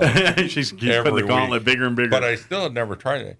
So with the cancellation of Farmers Market on Saturday, you had a few extra brownies laying around. I had to send her out to go pick some up because Joy had all just this didn't food. want them in her house. Well, I imagine you know? she's got. She can't She eat was them thinking all. she was going to sell it, and now she's got all this food she doesn't know what to do with. So I big shout out to Joy. I will say that now I understand why I have regular customers. yes. They are really. Well, now is it going to be a problem at the tables? Like now that they're there and you know how they taste, is it a one for me, one for you scenario? I do have self-discipline. Okay, just checking because I do not. That's why I was wondering. Yeah, you know? I've never tried the brownies for that reason because it's chocolate. Forget it. I do want to put a shout out to Station 6 Fire Department. Yes. We went down to Station 1. They were having some training, and we gave them a little token of our appreciation to Station 6. They've always helped us with things like the flag retirement. Are they the ones that come out to the flag retirement? Yep. Yeah. And they're really cool. They even help, help. Yeah, they cut out stars and the flags. They're not by no obligation to help. They're just there to make sure we don't burn the place down, but they always come in and get involved and help. Yeah, they seem to enjoy it too, Yeah. which is wonderful. Yeah. And we gave a lifetime award to one of our members, Robert Hazel. He's been around forever. 38 years Yeah. or whatever. Well, I'm good friends with his son, too, and they've yeah. been around forever, too. Anyway, we honored him recently. He's been on the Roswell Honor Guard forever, and he was a district commander. He was a post commander. Been very involved in helping veterans. He's done it all in the American Legion. Yeah, now he's a little more retired and things, but he's still helping out with the Honor Guard and with various veteran things around town with our American Legion stuff. Yeah, if you need something, he's still Hazel's active. there. Still pretty active, yeah. We also performed a ceremony for the Lewis family out of Dallas, out at Memory Lawn. A little backstory on this. One of the deluges that we had washed out underneath one of the gravestones. Okay. And it happened to be for this particular grave, yeah. And turned out he was World War II vet. Okay. So we found out that he had not had any military honors. Oh, wow. So we took fixed the that. honor guard out there. We gave him a burial flag and the whole 9 yards. Got it fixed for him. Good. They were very happy. His granddaughter very much appreciated it. Yeah. Yeah. That's great. We turned around, did the same thing for Ralph Green's son, Troy Alexander Green. He's out there at Memory Lawn. He was in Hagerman. Oh, he's in Hagerman. Okay. Yep. Yeah, we went down there. Okay. And we did a little ceremony. Okay. down For some there. reason, I thought his son was at Memory Lawn for some reason. No. Okay. No, Memory Lawn and many cemeteries around the area are just a passion project for Mr. Green. Oh, okay. He wants to give back to those veterans that are there. Yeah. Well, I imagine I'm guessing, this is me guessing, I imagine when he went through with his son and burying his son, he probably saw something that didn't make him happy, and he said, I'm going to fix this, and he's probably been doing it ever since. That's my guess, is something along those lines. Could be, yeah. Yeah. I know that he does most of the mowing out at Memory Lawn, and if y'all want to donate to help with fuel, that would be very, very much appreciated, because as we all know, there are some things gas that we prices do are a need. little One higher. is and the fact that we need either money or we need fuel vouchers, because we do a lot of mowing out there. And weed after all this whacking. rain, we're going to be doing a lot more. But on the auxiliary side, we also need stuffing. For the charity bears. For the charity bears and various other things, they also stuff some of the quilt projects and stuff like that. So if you guys have some, extra quilt batting just laying around and you're not doing anything with it, just bring it on over to 200 North Pennsylvania. Please, and we'll we'll stick turn it in some into bears. something fun. Absolutely, yeah. We love, if you want to, and if you want to hang out and make some on Thursday nights, you're more than welcome to We've as well. actually had people come by just to help. Yeah. Awesome. It I'd was love to hear wonderful. that. One of the ladies from Unit 28 came over and helped a couple weeks ago. Good. Yeah. Well, come she on had a down. great time. So And you don't have to be a member of the Legion to do any of that stuff. We'd love to, if you just love doing crafts and want to hang out with some people and meet some new friends and all that, come on down Thursday night. And the gentlemen in the community are welcome to join us too. Absolutely. They gather at the First United Methodist Church every Thursday night. Y'all get together about 6, right? Or 5? Yeah, 5:30 is when we have. eat. Yeah, right. bring But your own meal. They start getting into the sewing and everything about 6 or Try to get and we about moved 6. all the Sons meetings to the first Thursday of the month. So the Legion, the Auxiliary, and the Sons all meet on the first Thursday night. 6 p.m. 6 p.m. Yep. And that leaves the other 3 Thursdays 100% For open crafting, for crafting and stuff like that. Yeah, and our Good deal. scouts meet on Thursdays as well. Scouts meet every Thursday. Yeah, they'll meet the Cub Scout pack there meets every Thursday. It's all right on the second floor there. So Currently, Come on we're out. 2nd through 5th graders, but I know that tomorrow they're going to be recruiting.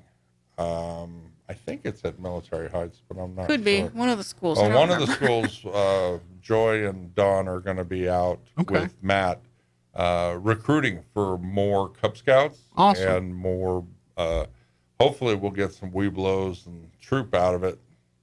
But that's the plan. Good. We do offer subsidies for scouting program and stuff like that. So help with uniforms if you and have, that kind of stuff. If you have a military connection in any way and you want to join the American Legion, the Auxiliary, or the Sons, and then we apply that to your Basically, you get a scouting 2-for-1 membership is how it works out the first year. In the first year. In the second year, you'll get a subsidy plus whatever we have on our war chest as we, we take in donations for Sure. scouts and stuff We don't like want that. we don't want money to be the hurdle that your child isn't part of scouts. So. Right. I look at it like kind of a bonus program, because next year when we re-up, then we'll, if the child has chilled, as if the child participates in 2 fundraising events,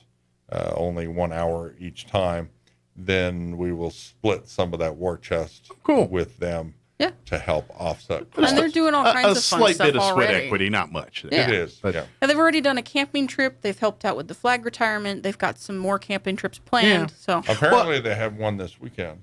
Oh, is it? Okay. Yeah. And to be honest, I know enough to know about scouting to know some of the points of scouting and learning and being part of community, learning about the community, being an active role in our community. So kind of the service projects they do with us kind of line up with that part of their For sure. program. Because obviously what we do in American Legion, with our things, it lines up very much with what scouting does. Exactly. And trying to teach and instill into these. That's one of the reasons we started That's Scouts. one of the reasons we started the Sons of the American Legion. So for them with participating in 61. our veterans parades and things like that, that's very much part of the fabric of scouting and we what they do. sponsored an Eagle Scout, which is what the foundation of the Sons was for 61. And the Cub Scouts is the beginning of that. That's really where they kind of learn. By the time they get to Boy Scouts, I will tell you they're that a little most bit of our more. Cub Scouts are girls. Yeah, it's true. It's great. I'm glad to see that they're getting a good response from that. It's kind of it's different for me because I grew up in Boy Scouts. And it was about Boy Scouts, and Girl Scouts had Girl Scouts, and for whatever reason the Girl Scout program doesn't do the same thing the Boy Scout Yeah, I was program always does. kind of bummed about that. I was in Girl Scouts and I had fun doing it, but there were always some things that the Boy Scouts were doing that I'm like, why can't we do that? Yeah, it's just, and I think it's just ideology on how what they want find important. Yeah, exactly, and that's great. So, but there was enough demand where Boy Scouts said, we're gonna, and so now they've been incorporating female scout troops and all that good stuff at every level, from Tiger on up to varsity. I think there's actually a troop, is it in Ruidoso, that's an all-female troop. Mm-hmm. I think there's one here as well in Roswell, but I'm not Could 100% be, I don't know. certain. I know By the that way- ours is co-ed, though. By the way, we are getting geared up to do another shoulder shipment. Yes. We have a group that we're sponsoring out of Guam, and now we're going to have one out of Naples, Italy. Naples, Italy. Nice. Now. So if you go to our website, you'll see there's a list of things that you can donate if you want, or you can donate money, and then we'll buy what we need to. Okay. But it costs us, probably $60-$80 to ship stuff overseas. So anybody would like to step up and donate. By the way, the website is roswelllegion.org. There it is. And if you go down about halfway down the first page, you'll see the pillars there. There's a donation button there. If you want to do it, you can do it right online or come see us on a Thursday night. Or if you have any questions, call me at 575-268-0220. Yeah, and there's like a list of stuff, like what's good to be donating for Care Pack, the kind of items that they're looking for and need over there. Right. And there is a list of things not to send as yes. well. Yeah, because there's some things that people think are very popular, but you're like, no, you need to steer away from Yeah, that. mostly lithium batteries and, Yeah. the naughty things you're not supposed to mail Yeah. in the mailing system Yeah, anyway. yeah, I know it's military, but yeah, the liquor and things like that. are Yeah, not, and they got enough ammo. They're good. yeah, they got plenty of ammo. They Keep got the ammo. they got enough liquor, too. It's right at hand. So. Unless you get sent to Saudi Arabia or something, you're pretty good shape. Well, even on base, though, you're okay. Yeah, although when I was in Kuwait, there was none. Because we were on Al Jaber, which is technically a Kuwaiti base. Oh, yeah, We no. just had an American section there. Yeah. And, but yeah, that's, anyway, another story for another day. But, Yeah, but definitely. let's not go there. Yeah.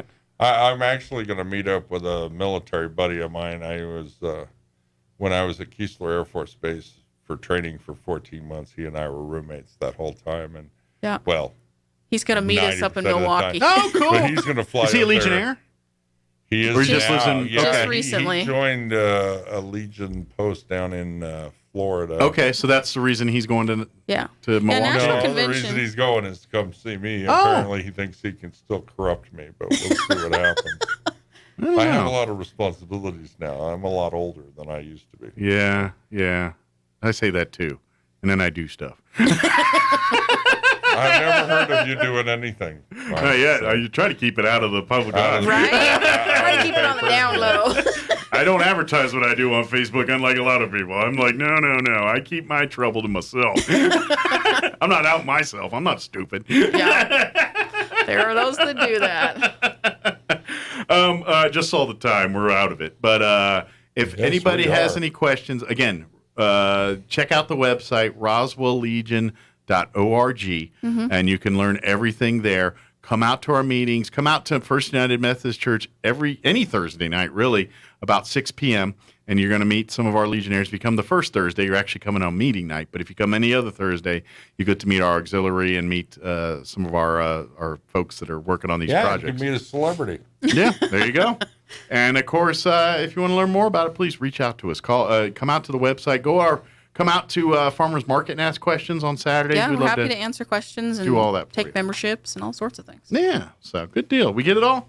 I think so. All right. Hope so. I think we hit more than we're supposed to. Probably. Safe travels. We'll see Thank you guys when you get back and have fun. Yep. Yeah. Thanks, Mike. And good wishes to your wife, too. Thank you. Indeed. We're road tripping tomorrow. By the way, Sean's doing the show tomorrow, Wednesday. I got to go to El Paso, take care of some stuff. Okay.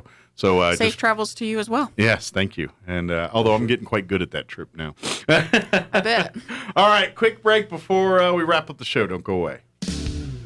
Jennifer from Trustmark Roofing here, and I can tell you it's not always easy being a female in a male-dominated business like roofing.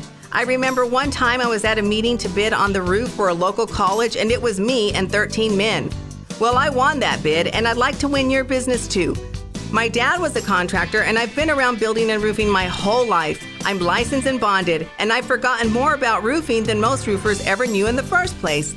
But what really sets Trustmark apart is an obsessive attention to detail that ensures that everything goes smoothly the first time. I promise we will treat you right with respect and we will make you happy.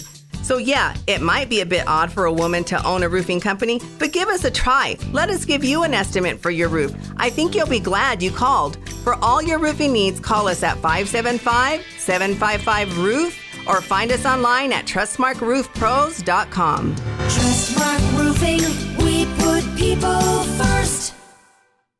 Sometimes when you hit the road hits back. That's why MTA Mechanics and Tire carries major brands like Bridgestone, Cooper, and Michelin. Not only do you get top brand tires, but you also get a nationwide warranty. So wherever you are, MTA Mechanics and Tire has you covered. Stop by or let MTA come to you with their MTA Mobile Tire Shop, covering Roswell, Carlsbad, and our